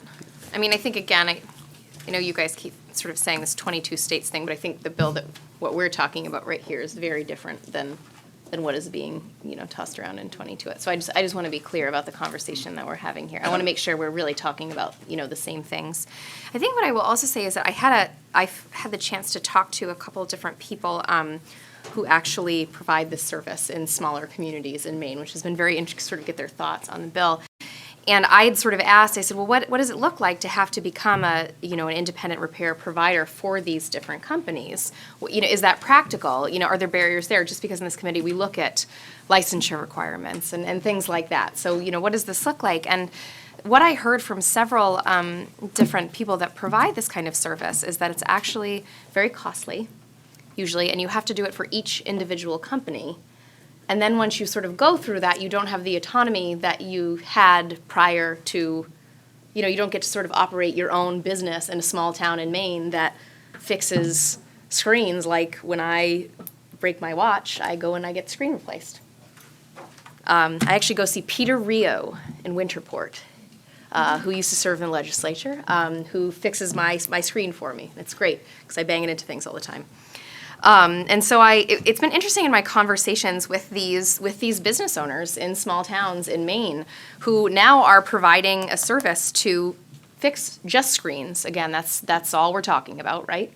And I wonder if, I would encourage any of you to really talk to people that are already providing the service, because I think there's a lot to be learned there. It sounds like to me the real issue that we're talking about here is when you replace this screen, if it voids your warranty or not, right? And how far we want to go here. I think that I'm of the opinion that this seems like an opportunity for Maine business owners in small towns to get a living for themselves, right? And to provide a good service in a timely manner to people that live that can't don't have the time or the resources to drive down to Portland to do this, particularly with how connected we are to these things nowadays. I, for one, would never want to put anybody at a disadvantage, and that is certainly not my intention here, but I feel like there might be room here for us to find something that we can do so folks in our smaller communities may be able to receive a service to get their phone screen fixed. I was going to say, Representative Perry was just telling us today that he had the option, he got a new phone, the screen broke immediately. He had the option of driving to Portland and making an appointment, or he had to mail it away, and that was going to take over a week. Or he could go to the guy in Bangor who charges $69 to replace a screen for him. But then he said, which he decided to do because he's got a family and he's a business owner, he's in the legislature. So he went and he paid the $69 and he got his screen fixed, and then his battery stopped working, or the whatever how he charged his phone. What? Thunderbolt port. His Thunderbolt port stopped working, but he avoided his warranty because he had got the screen replaced. And it's amazing how many Mainers I've heard from who find themselves in this situation, and I would like to think that we could find some kind of a compromise here. That we could give an opportunity for people who are doing this work in Maine to exist and provide a good service to people in their community. But at the same time, we want to do this in a way that is not problematic, or doesn't put anybody at a business disadvantage. So I'm just trying to sum up sort of what is going on here. Was that accurate? Representative Moriarty. Thank you, Madam Chair. I think it is quite accurate, and I certainly share your desire to achieve a compromise and so forth that's reasonable and workable. I would raise a yellow flag in my capacity as a retired attorney that a warranty may be part of a contract between a manufacturer and a consumer. Right. And we may not have the ability to interfere with the terms of that contract. I would suggest that, assuming we're not going to take action today, that this be sent back to the Attorney General with obviously a much narrowly phrased question and issue to get that's right. his input on that point, because I would be reluctant to support something that could just, open the gates for a warranty breach type action. And I feel like I can say with confidence that nobody on this committee wants to have that happen, or something that would cause great financial stress to the University of, to the state of Maine over something like this. So thank you for that. I would second that. Sam. I would also, I think as this is drafted right now, I don't think it quite gets to the warranty question. Yep. I think if the intent of the committee was to say that replacing a screen would not void the warranty, I think there are issues that would need to be, the Attorney General's office would need to look at. Yep. So I can send this to them. I can also raise the separate question, if we were to add language like that, what concerns would the Attorney General's office have about that? I think that's Does that seem kind of an accurate additional to sort of question. get at what we're sort of talking about right now? Yep. Representative Moriarty. Thank you, Madam Chair. Yes, I agree with what Sam just said, because this language is totally silent on the warranty. Much as we have had discussion at both work sessions about that issue and how we'd like to see it worked into the mix, it's not in this draft. So if we're going to put it in, I think we need some clearance before we do so. Agreed. Thank you, Representative Moriarty. Senator Guerin. Thank you, Madam Chair. Well, I have good news, Representative Perry, but maybe a little too late. There is an authorized Apple store in Bangor now. I did a little digging, and there are 5 independent places that are authorized Apple repair shops in Maine, and one of them is in Bangor. A little late for him, but good. I was going to say, but when we were know. looking at it, well, just to say, because it looks like independent repair providers can only perform out of warranty repairs. Just in the information that Representative Stetkes gave. And I'm not sure about that, but It says right there, yeah. So one thing I was thinking about with your comments, Senator, about what are the requirements, it's hard asking individual owners because they may be not getting accurate information. So perhaps with the letter we were sending to DECD, we could have them look at what the requirements were and find out for us. So we would have like a an overall view of what the companies look at. Okay. Yep. Representative Daughtry. Thank you, Madam Chair. And I do want to sort of build off of what Representative Moriarty was saying, that I do feel, and please correct me, anyone on the committee if I'm wrong, that I think the bill sponsor intent was more concerned about the warranty. Because I don't think there's anything currently blocking anyone anywhere from opening this device. Literally, the only consequences is voiding the warranty, correct? Okay. So I do think no matter where anyone is on this, we should make sure that if there's an amendment, it does mention the warranty. Okay. If anyone can repair our mics, I will forever be grateful. Sure. All right, so it seems like we have some more information for Sam to gather on us. Yeah, Representative Steckes. Thank you. I guess as long as we're asking the AG for information, I'd be interested to know if he's received any consumer complaints in this regard. Obviously, at our public hearing, we had a room full of people very concerned about this bill, and nearly nobody from our state was here in favor of it. So, and I think like a lot of other states, is this a big enough issue to open that can of worms?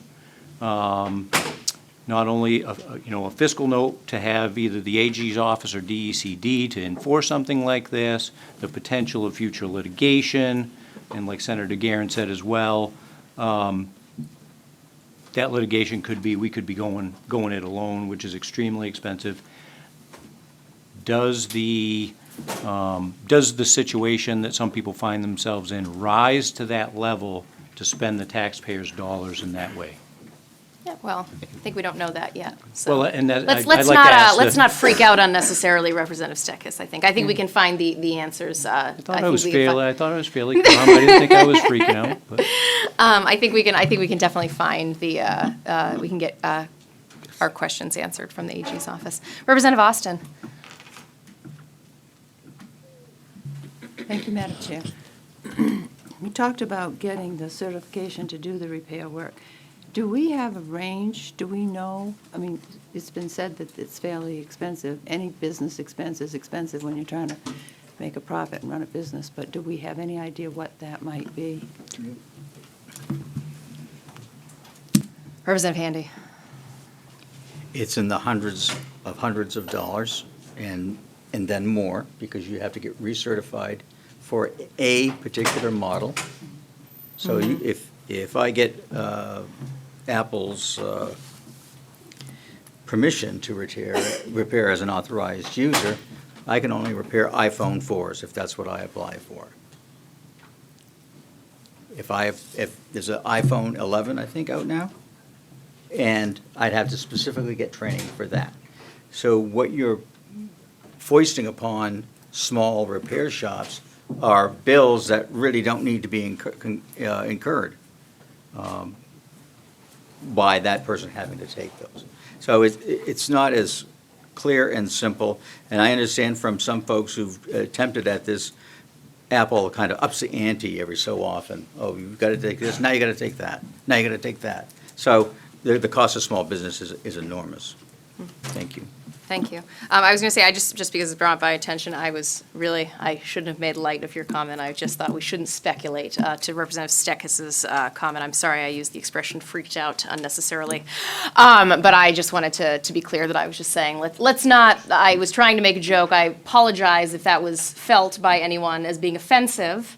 I'm unoffendable. Well, I sort of knew that, but I understand I offended other people, and what I wanted to let you know is that I really was just saying I don't think we need to jump to any conclusions that this is going to cause the state of Maine hundreds of thousands of dollars until we hear from the Attorney General's office. All right, Representative Daughtry. Thank you, Madam Chair. I think what you meant to say is you didn't want to put the case before the phone. Oh. Okay, sorry. I couldn't pass that one up. I just wanted to throw out we're talking a lot about Apple, and as someone who has been using Apple products since Apple II, I sort of feel like we're unfairly picking on Apple, and I'd love to hear more because I mean, I don't know, I mean, around the committee, I don't think we all have iPhones, and there's more screens than just an iPhone. So we need to recognize that if we're having this conversation, it'd be really great to hear from other manufacturers. And I know there's unlimited, whether it's, it's Asus or Samsung or Nokia, but this seems like it should be something. I have seen many bills that have come through these chambers, especially on the Education Committee, dealing with student privacy that were particularly geared to one manufacturer over another, basically pitting Microsoft versus Google, Google versus Apple, Alphabet versus Apple. So I would like to know if there's anyone in the audience that we can just make sure that we get more information about other products, because even though I don't think there's any phone better than an iPhone, I have to acknowledge they exist. Womp. All right, so are we at a place where I think we've given Sam, Sam, do you have anything else? Sam, do you have anything else that you need direction from us to? I don't think so. I'll find different warranty language and I will follow up with the Attorney General's office. Okay, any other requests from committee members regarding information that we may need for our next work session? Representative Handy, Representative Daughtry. Thank you, Madam Chair. I think building off what I'd said, I'd be curious what other companies require for those repairs. Like, does Microsoft have a similar certified program for the Surface, or does fill in the blank? Just so that we know, because if we're talking about the right to repair any product, it should be all products. Mm-hmm. Representative Handy. Madam Chair, I move to table. Thank you. Second. All right, motion and second to table. Motion by Representative Handy, second by Representative Daughtry. All those in favor of tabling LD1977? Those opposed? All right, the motion carries. So we'll be tabling this work session until a later date. All right. And that wraps up our work for the day. Thank you very much, IDEA committee members. We will see everyone on Thursday.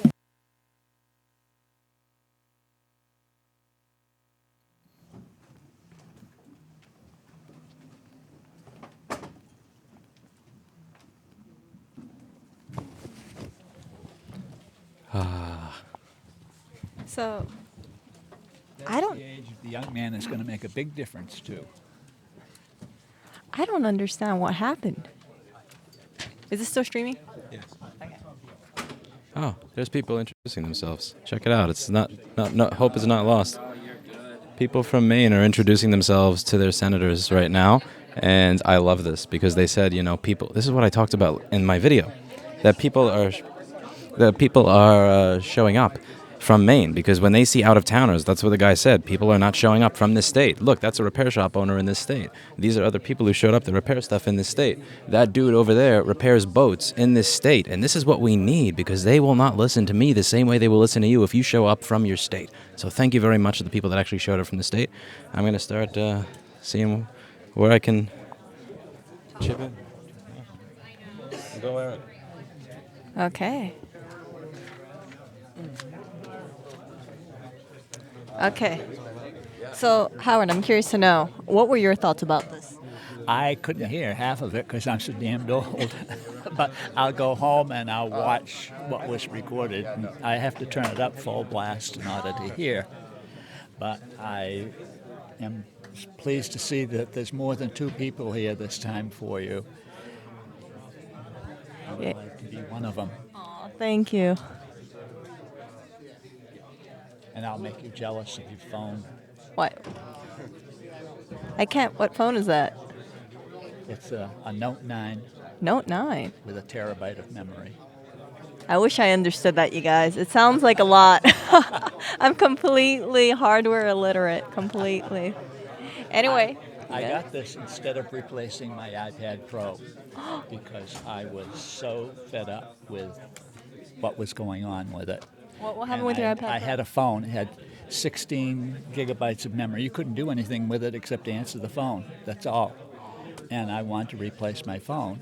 And I had decided whether I wanted to get an Apple or I wanted to get something else. And I said, I'm not getting another Apple. When I bought this one, I went to the store to pick it up. They brought me out one from the back, and they placed it on the counter, and we tried to put it on, and it wouldn't work.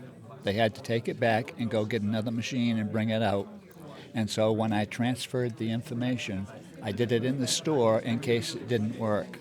I didn't want to take it home and have to drive another 100 miles to go back to the Apple store. So I bought this instead, and now I've got basically the same thing on both of them. There are good things on this one, there are good things on that one. Works for me. Yeah, that's all that matters at the end of the day, right? You have a phone that works, and if it breaks, you can get it repaired more than just the screen. I don't know what happened.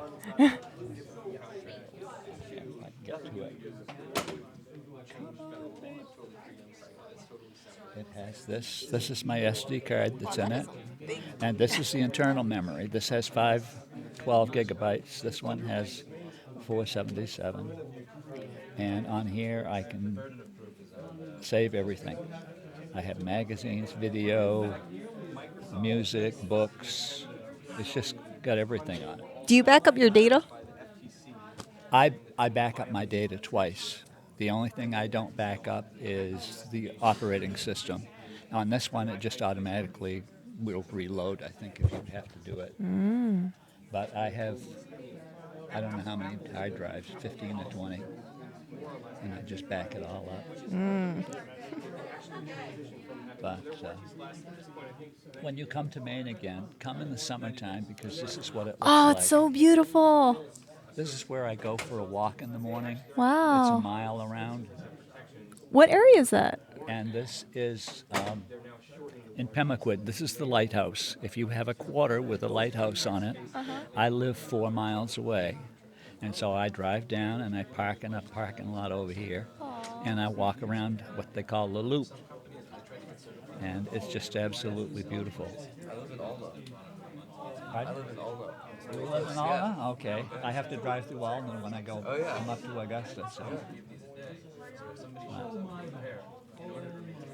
Works pretty good. That's enough of that. I'll go on forever. But it's really calming even just to sit home if you can't go for the walk because it's raining. You pretend you're there. So. Yeah, I want to come back here in the summer. I was telling Louis, I love Maine so much. If you come in the summertime and you come down and you come to Pemaquid or New Harbor, you will have to go by my house. So if you do, stop in, and I'll take you down and walk you around the point. And it's just beautiful down there. I will keep that in mind. I will keep that in mind. He disappeared. Yeah, no, he's talking to people. We're not moving the camera because he's mingling right now. But this has got everything on it. I can see. So how about you two? You want to introduce yourselves?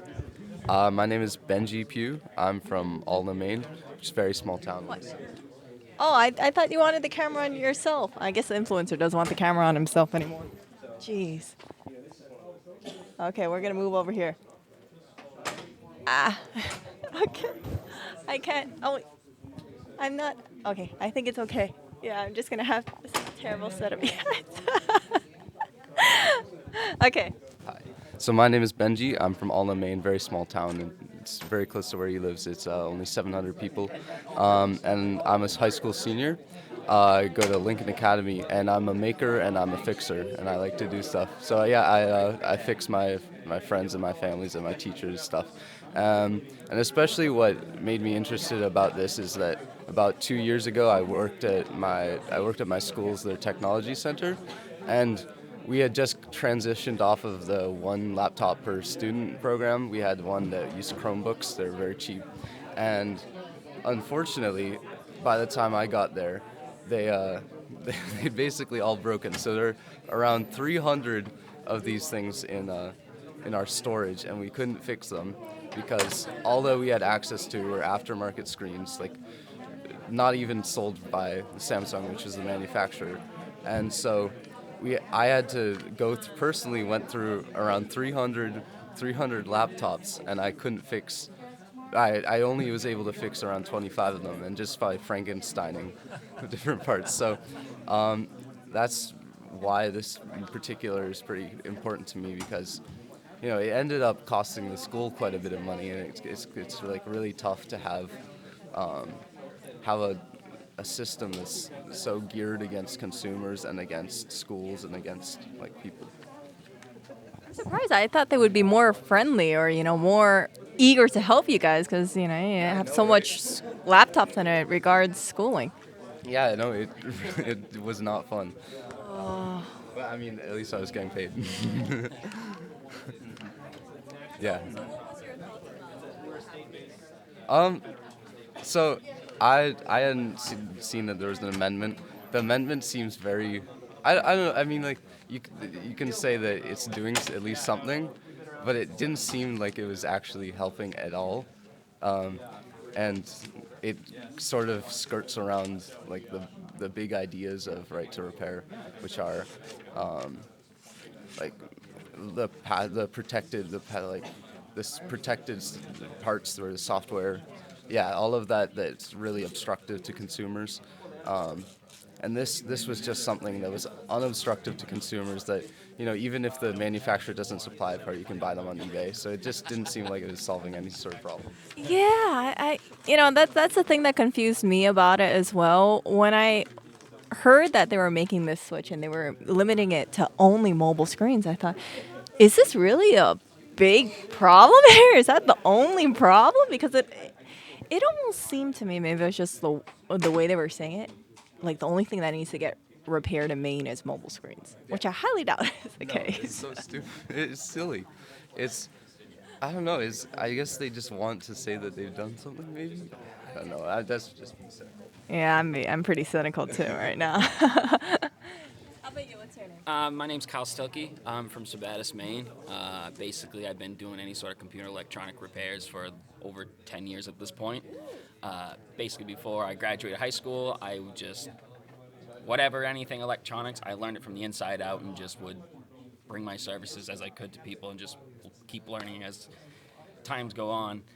And I had no idea that we even had this bill going through until Lewis said something. Like, when they say nobody came to support that, it really upset me because the way the Maine's set up, there's nothing that comes out really to be like, hey, there's this bill coming, this might affect you. It's just as quiet as possible because they don't want any attention.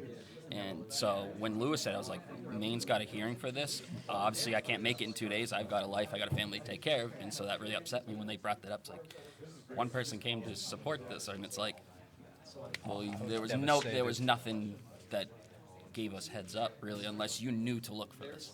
And so just showing up today, at least, it's like, hey, and we can see there's a lot more here today, just to say, hey, we're here to show that we at least want some support. Even if we can't speak, you can see us.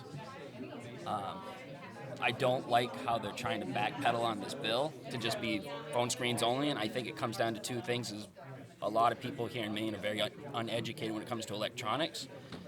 They've been taught basically from this point on that you must go through the manufacturer, you have to go through your warranty services to get things replaced, which is obviously not right. They do everything to basically keep the money in-house with that company, and so they are taught that this is the way it has to be done, that anybody outsource, it's an illegal act that you're doing. And it just upsets me, especially when I'm in that field, and just seeing the amount of people just dumping money to get a replacement device. It's obviously not just about the screens. It's a lot more involved than just a screen replacement.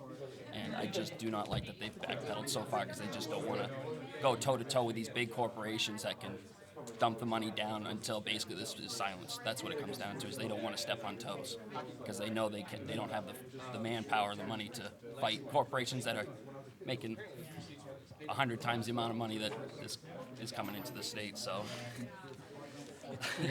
yeah. That happens with a lot of bills when they feel like they're going to step on too many toes, and they just like, we're sorry, we don't want to offend you, because they know we can't fight it. Yeah, and that's what I was picking up too. There was a lot of concern about litigation going on. I was like, wow, that's kind of surprising. I'm going to give this to you. Hold on, I'm going to go read chat, you guys. It's what I submitted to the committee. I don't think anything should be. It's your property. You paid for it. Whether you paid $700,000 or $200,000 for it. And this doesn't even just affect electronics. It should be just whatever is controlled. You don't have a right to turn off my machine. Exactly. I have an Epson printer. They used to be the best printer you could get. I went and put in some cartridges of ink that were by another manufacturer. And they, over the internet, without my asking for an update, without asking for anything, the information was being transported without my knowledge out to them. And they shut my machine down so that my Epson printers don't work.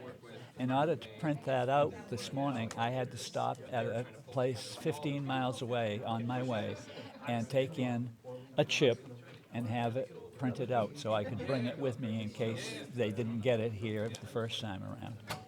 And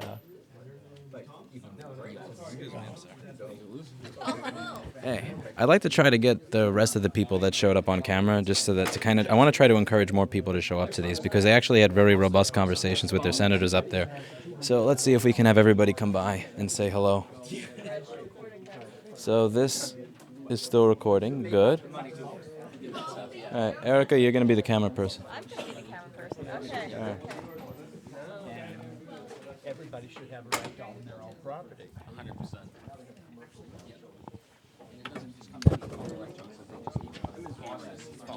Hey, would you be able to come on, introduce yourself, and say why you came here today and what you spoke about with the people? Yeah.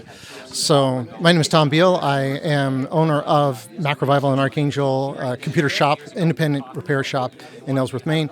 Coming here to try to get right to repair legislation passed here in the state of Maine. I'm rather disappointed that there's this amendment to make it only for cell phone screens, which seems really quite ridiculous, knowing that, you know, someday you're going to have a blender or that you'll want to repair and you can't get a schematic for. We need to have more access to these tools, and this is a good place to start here in Maine. I'm hoping we'll get it happening here. So, what do you do? I worked up in Guilford, Maine at a school, but kind of was a technology coordinator. Do you mind introducing yourself to the camera? Because I'm trying to get more people to feel comfortable showing up to hearings, and I think if people see that other people showed up, it'll help. Sure.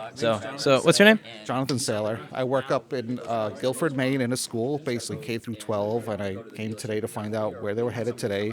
Actually got to speak to two representatives for the state and gave them a little insight from my opinion on how we should be able to repair and fix machines that affect our schools, the hardware that we have in schools, and possibly educating younger kids to learn these skills and have jobs further in Maine, which I think they touched upon today. So I thought it was a little disappointing where it came through today, but I think there are a few that get the idea of where we're headed. So Yeah, I think it's progress. They didn't kill it. Oh, hey. Thank you so much for showing up. No problem. Good to meet you. Who else is there out here? And he has to take it to Have you the had a- because they have to do a special. Hey, I'm trying to get more people to be interested in showing up to these. So would you be able to introduce yourself to the camera? Just want to kind of have a... David Breton. So, who are you? What do you do? And so on and so forth. I'm an engineer at Bath Iron Works, but I'm not representing them. I do power systems and electronics repair on my own. What did you think of the stuff that you heard last time regarding boats exploding and security and so on and so forth? I've never seen batteries. I've seen videos online of batteries exploding. I've never experienced it myself. I've replaced plenty of batteries myself. How about boats exploding? Have you seen much of that in Maine? Boats? Oh, no. I thought you were talking about phones. Sorry. So none of these exploding. So what was it like speaking with some of the representatives up there that you had a chance to talk to? I just spoke to one person and just was trying to make sure I got more information going forward. They didn't bite your head off or anything? No. It's perfectly pretty comfortable talking to them. Yep. Awesome. Well, thank you so much for taking the time to come by. Really appreciate it. Please edit that. Yes. Wasn't prepared for that, so take what you like.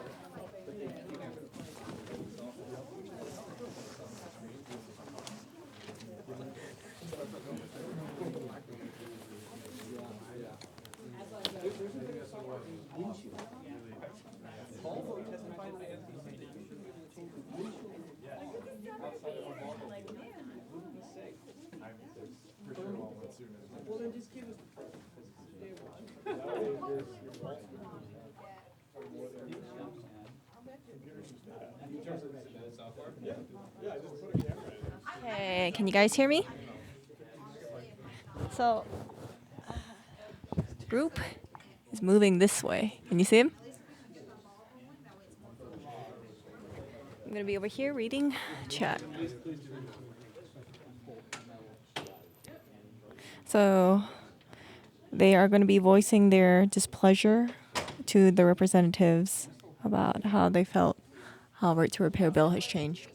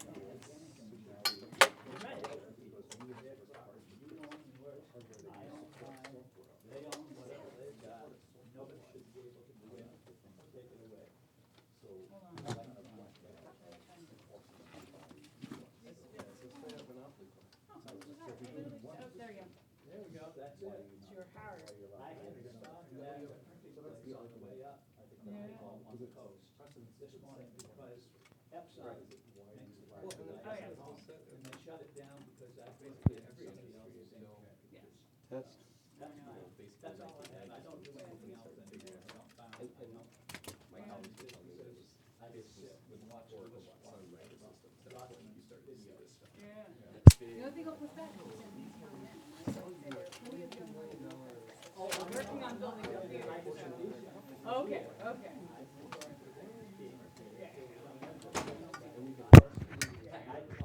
I just go into that all the time. Test. Hello.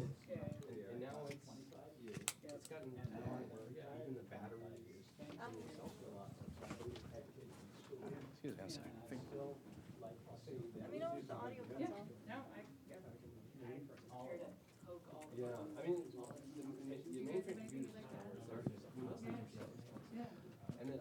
Hello. Hello. I'm going to go home and see if you've loaded it up yet, and I'll probably stop at 1 o'clock this morning watching it. Thank you. Thank you for showing up. I'm really impressed. I'm trying to do a little segment with each person who Oh. showed up, since one of the representatives there said we don't have a lot of people showing up from our home state that were interested in it. So I'm trying to kind of encourage more people to show up. Right. So what was it like showing up? What do you do? What kind of got you to come here? And what was it like speaking to your representatives? Also, Erica. Erica, can you point the camera thing towards me so I can see what shows up? It was like, at least I had some input in doing something to represent people who are trying to do the right thing.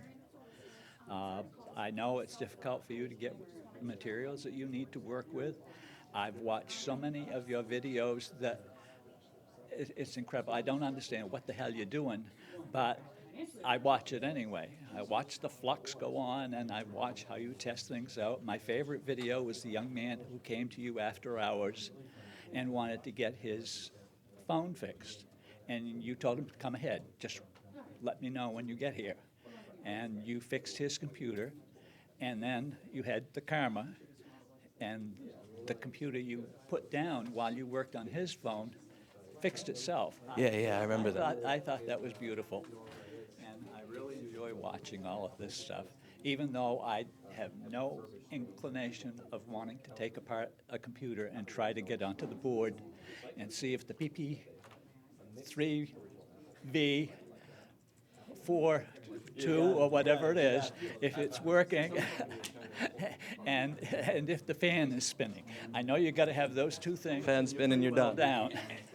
So Paul's gonna get so triggered from I'm here, and I tried to come to the first one, but I couldn't. I wasn't well, and so I said, when you asked for people to come yesterday morning, I said, I'm coming. I don't know what's going to happen. I'm coming. I don't care. I'll be there. Well, thank you so much. What is your background, by the way? I'm a retired elementary school teacher. I taught kindergarten for 5 years in Bangor, and then my wife and I moved to her hometown, which is New Harbor, Maine, and I taught 4th grade there. And I had to teach the Constitution. which is why I made the presentation that I did. I'm going to have to put that, I'm going to want to scan a copy and put that because you made a whole presentation on how a right to repair in the Constitution, and that was very good. I've got a copy of it, and I think I a do. picture of it as well. Yep, yeah, Erica has a copy of it right there, and I'm going to get a picture of it uploaded and put it. But I really appreciate you coming, and I hope you come to Maine in the summertime. You'll enjoy the whole state. Anything's better than New York. I'm enjoying it in the wintertime, honestly. I have the best time. When you went to B&H, I said, I'm never going to be going to B&H photo store. Don't go there. Use your bank account will get emptied very quickly. No, my bank account's already empty. But I just enjoy it because I could see what was there. I'm never coming to New York. I will never drive to New York or drive in New York. I don't blame you. And I looked at it, but when you do your bike trips going home, then I watch it all the way through, all the bouncing, all of the traffic and the crap you have to deal with people being in the way. It's almost everything. You're the new HBO for me when I'm at home. Well, thank you so much for coming. I really appreciate you taking the time to speak to them. You take care and have a good trip. You too. I don't know what that means.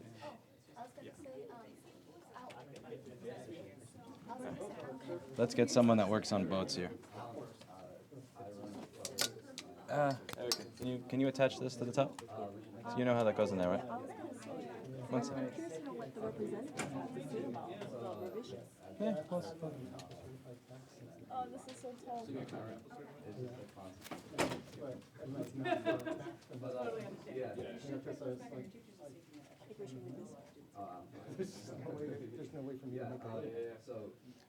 One thing you said earlier was that you don't see much of, you're a marine technician? Yeah.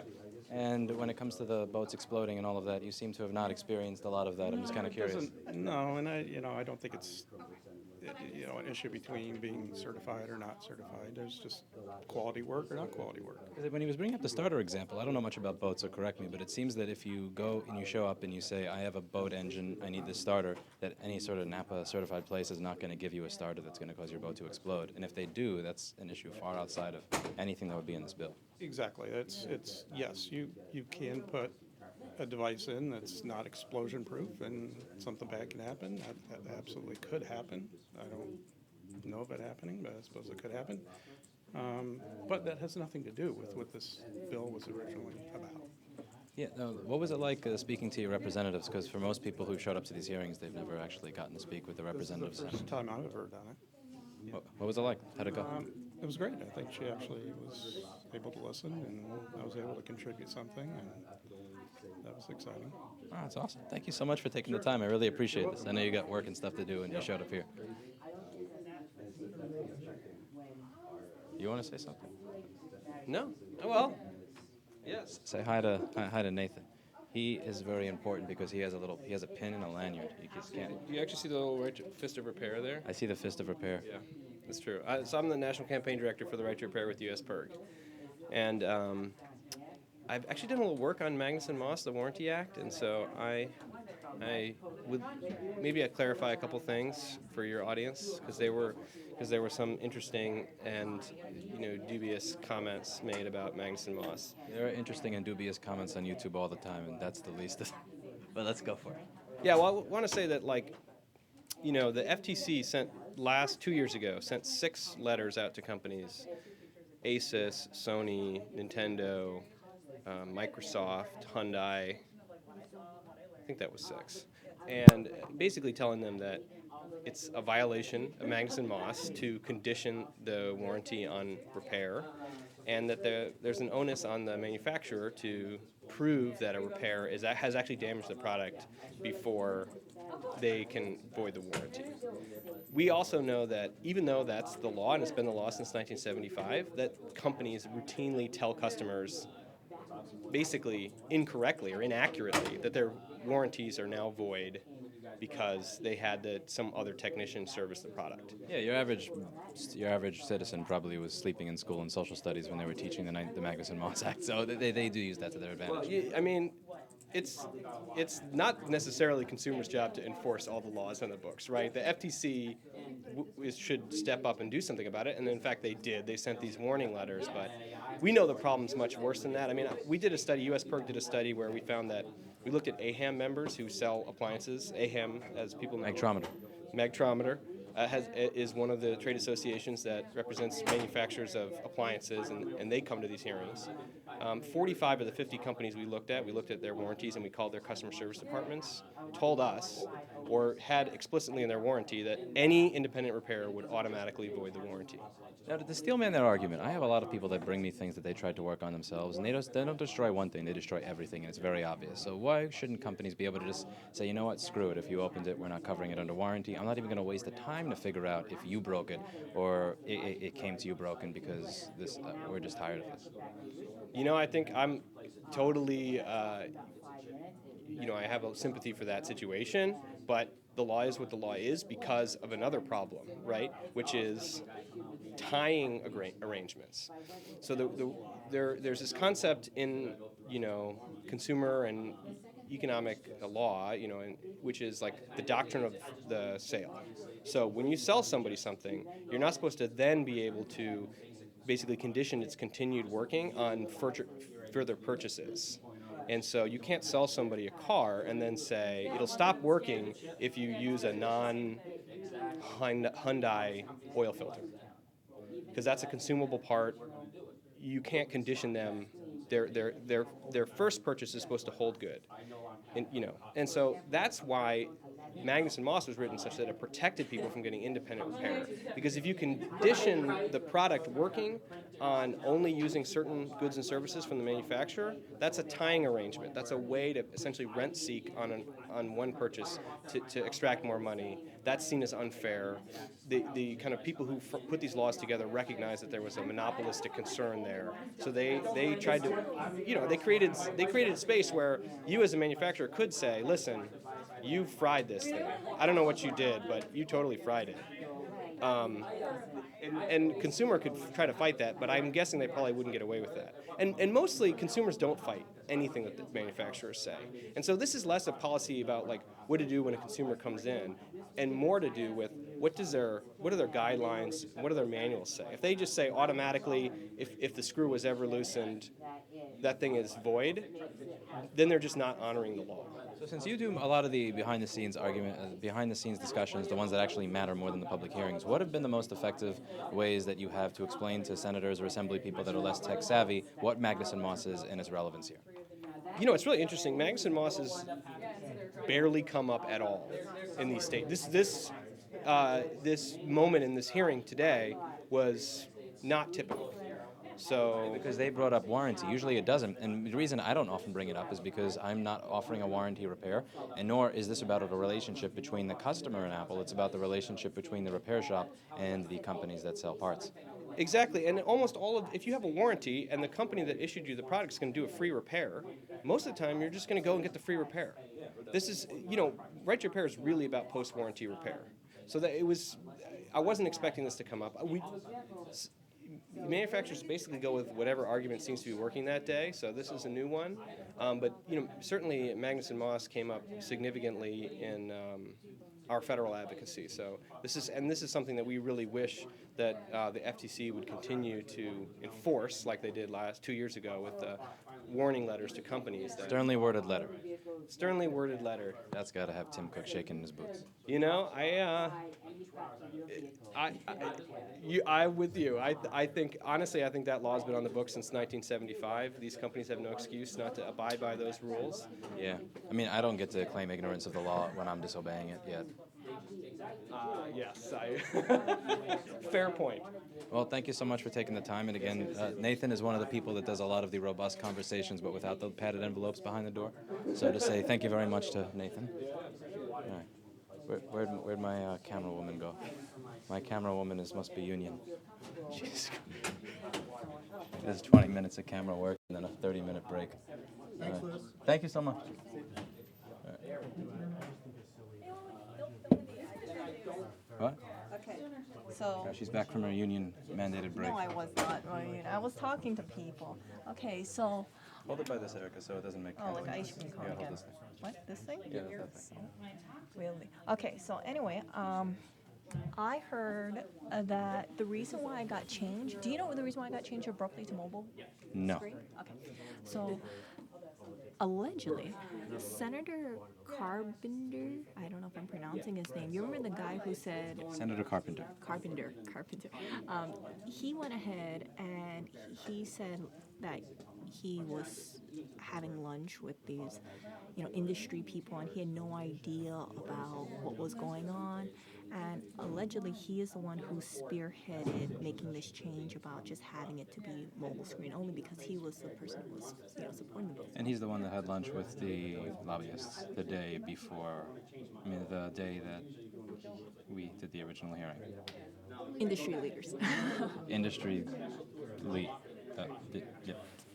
So that's the reason why there was such a change, and it surprises me. I can only imagine that maybe dangers came around and thought, well, the safest thing to do, but still promote some sort of change, would be mobile screen. I'm really curious who it was he met with, because one of the things Nathan said is that the lobbyists that you see speaking off the piece of paper, those are often the, quote, sacrificial lambs that read the silly testimony, whereas the actual work happens before the hearing, and that those people who speak to those individuals that speak to the politicians prior to the hearing are not people you'll ever see on camera.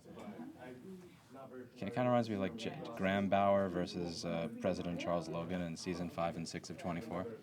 Like, you don't see Graham Bauer. He's the man with the Bluetooth headset. And then even you notice now, I don't think there was, well, they didn't identify themselves, but I didn't see any familiar faces from last time, right? Yeah, no one showed up to this because there's no testifying to be done. That, I think that they kind of knew that they had, the shoe-in for the win. I'm going to go speak to whoever's left until they kick me out.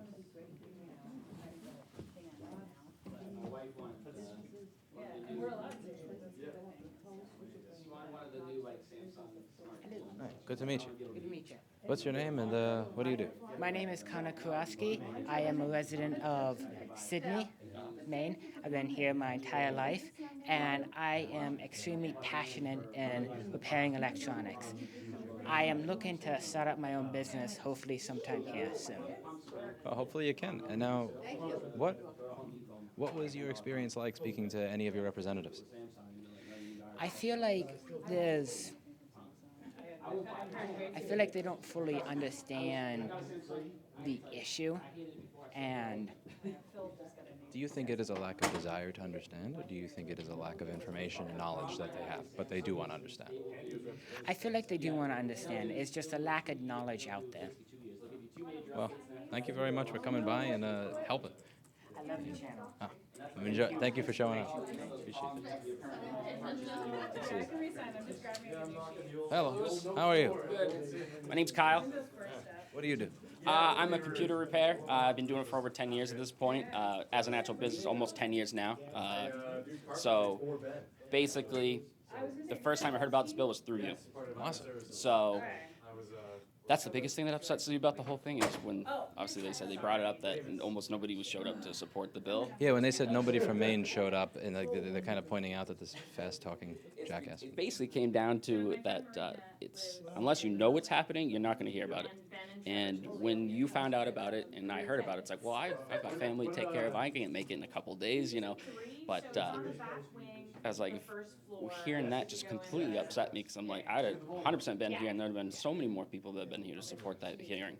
And I think with the bill, it's backpedaling to just, screens only. I think that's the wrong direction we're going. I understand where it's like they don't want to step on toes, but I think they need to step on those toes to be like, you're stepping over the consumer rights at this point. Yeah, I think when they say that it's going to cover phone screens, but not, let's say, charge ports or anything else, it's kind of like saying, well, you can change you can change the oil in your car with whoever you want, but you have to get your gas from this place. It's like it's kind of toothless.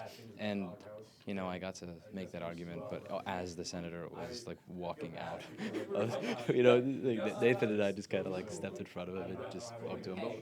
But I'm kind of so.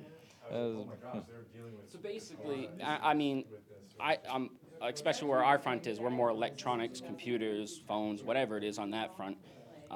My other side of the family does the farming side. They've taken care of cemeteries for over 50 plus years, so they use farm equipment, mowers, dump trucks, whatever it is.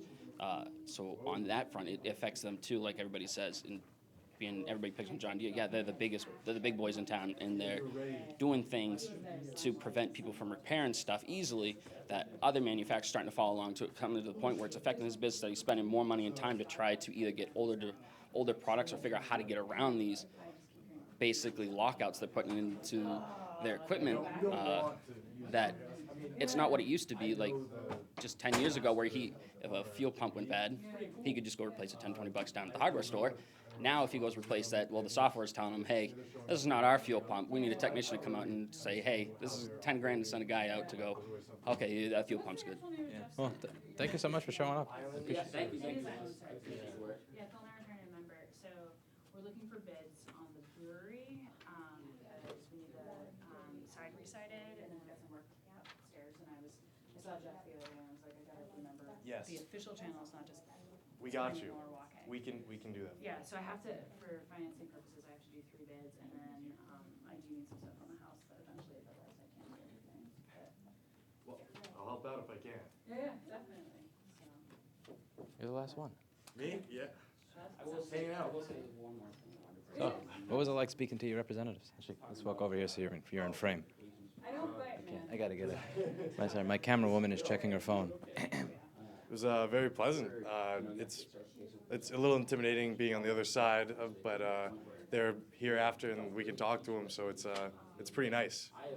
Is that similar in other spots where you've come to? Yeah, like I find that most people are intimidated by the prospect of even showing up. So I think speaking to more and more people and showing them that it's not really that bad is important. And the other thing is when he mentioned, I think it was, I forget if it was Harrington or Crockett, he said something along the lines of, well, it doesn't seem like, virtually no one showed up from the home state. And that's kind of like, hint, hint, we don't really care about what people from New York, we want people from the home state to show up. So I think it was great that there were a line of people here today, even if this is not the day to actually testify on behalf of the bill. Yep. Yeah, I was here for when it was presented. I was here, whatever the last one was, and I'm not sure how this works, but I attended, but I didn't voice my support, or I'm not sure how that works. But yeah, I think your videos actually got me out here. I think I was just caught a clip of you were coming to Maine, so I was like, hey, if you need anything, I'll come out and support. And this is something that I'm not crazy passionate about, but like, hey, like it's something local, and I have some time. I'll absolutely help you out if I can, and help the consumers right to repair. Because I'm rocking this old Note 4, and I just got the screen replaced because I prefer it. Replaceable battery. Yeah, that's why I'm holding on to the 4, is because I won't upgrade to the new ones because they're $1,000. I'm not interested in paying for the new one, but I absolutely love the hot swappable battery. I have 2 batteries, one's in my car right now. But yeah, I support my local repair guy as well. What's his name? Joshua Mason, Nerd Barn. Shout out to Josh. He's great. But I have a story that I wanted to tell Maddie about my dryer. I brought my dryer stopped working. It was some error for the Whirlpool Duet dryer. It was a F1 or F22, I forget. And we pulled the board out, saw a lot of black on the back of it, brought it to my repair guy. He was fixing my phone at the time, and he looked at it and was like, yeah, that's an easy repair. He just soldered it on and said, try that, and I did. It worked just fine, so I was really happy to save $250 instead of having to replace a board, like the whole board, which would have been a complete waste. And I looked at prices of the individual components, like $20. And then he hooked me up and helped me out and just saved me all the money doing that. That's awesome. Thank you so much for taking the time to come out. Really appreciate it. Sorry for rambling. I'm going to clean up my mess before they kick me out of the room, and that's about it. But I do want to pay for your food or take to eat. I don't Not know necessary, where. but thank you. Yeah, I got to find some place to eat here. That's Yeah, not. you let me know. You let me know. Does this one work? Oh, this one works. Yeah, use the wire one. Oh, what happened? Were you recording from that one? Yeah, but I can record from both. Oh, okay. I'm a magic man. Magic, man. Did you ask the senators or the representatives? They were talking about other stuff, and they wanted to get out of here. Really? I didn't get to record the conversation with I forget his name. Okay.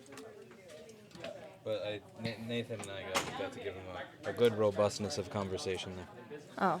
I have a ridiculous amount of editing to do when I get back to the hotel, And I have a 1 megabit per second internet connection to upload all this stuff to. Yay! Yay! Yay!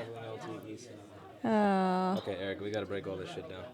Okay. So, thank you very much for everybody who showed up in support of the bill, and I hope you really get the idea from this that speaking to people, you know, it's not scary to show up and speak to your representatives. It's not awful. It's not terrible. They're actually having really good conversations with their representatives, so it really doesn't make sense for me to like step in and go, "Hey, I'm from New York. I'm more important than your local constituents." Like, I have no reason to talk to them. Like, they're talking, they're laughing, they're having a good time, and they're discussing repair and why it matters to them. And they're the actual constituents, not me. I'm just a jackass with the camera that talks really fast. So, Did you talk to the lady? I talked to the lady, yes. Stop reading chat, Eric. It's going to give you cancer. Cancer, it's going to give you a coronavirus. Oh, whatever. All right. Yes, talk to the lady. Talk to the lady. Yeah. Erica, chat's going to give you coronavirus. We already talked to that lady. Come, like, shut the fuck up. All right. He's getting hangry. You guys can tell. Yeah. Chad You need a Chad cookie. is going to start giving you coronavirus. I don't have any cookies here. Yeah, we already talked to them, but great job not paying attention to like 20 minutes of the fucking video. Oh, whatever. So let's get out of here. I'm hungry. I need breakfast. I know. I can tell. You can tell he's hangry. I'm grumpy. I'm grumpy and I'm Grumpy. Your grandpa hangry. I'm grandpa. Hangry. Grandpa hangry. Grandpa hangry. We gotta get out of here. So we're gonna end the stream. Thanks for watching, even if you're one of the cunts in the comments. See you later. All right, bye bye. I need to fucking get breakfast. Okay, hungry man. Suck my dick, all like. Oh, All right, whatever. I'll get out of here now.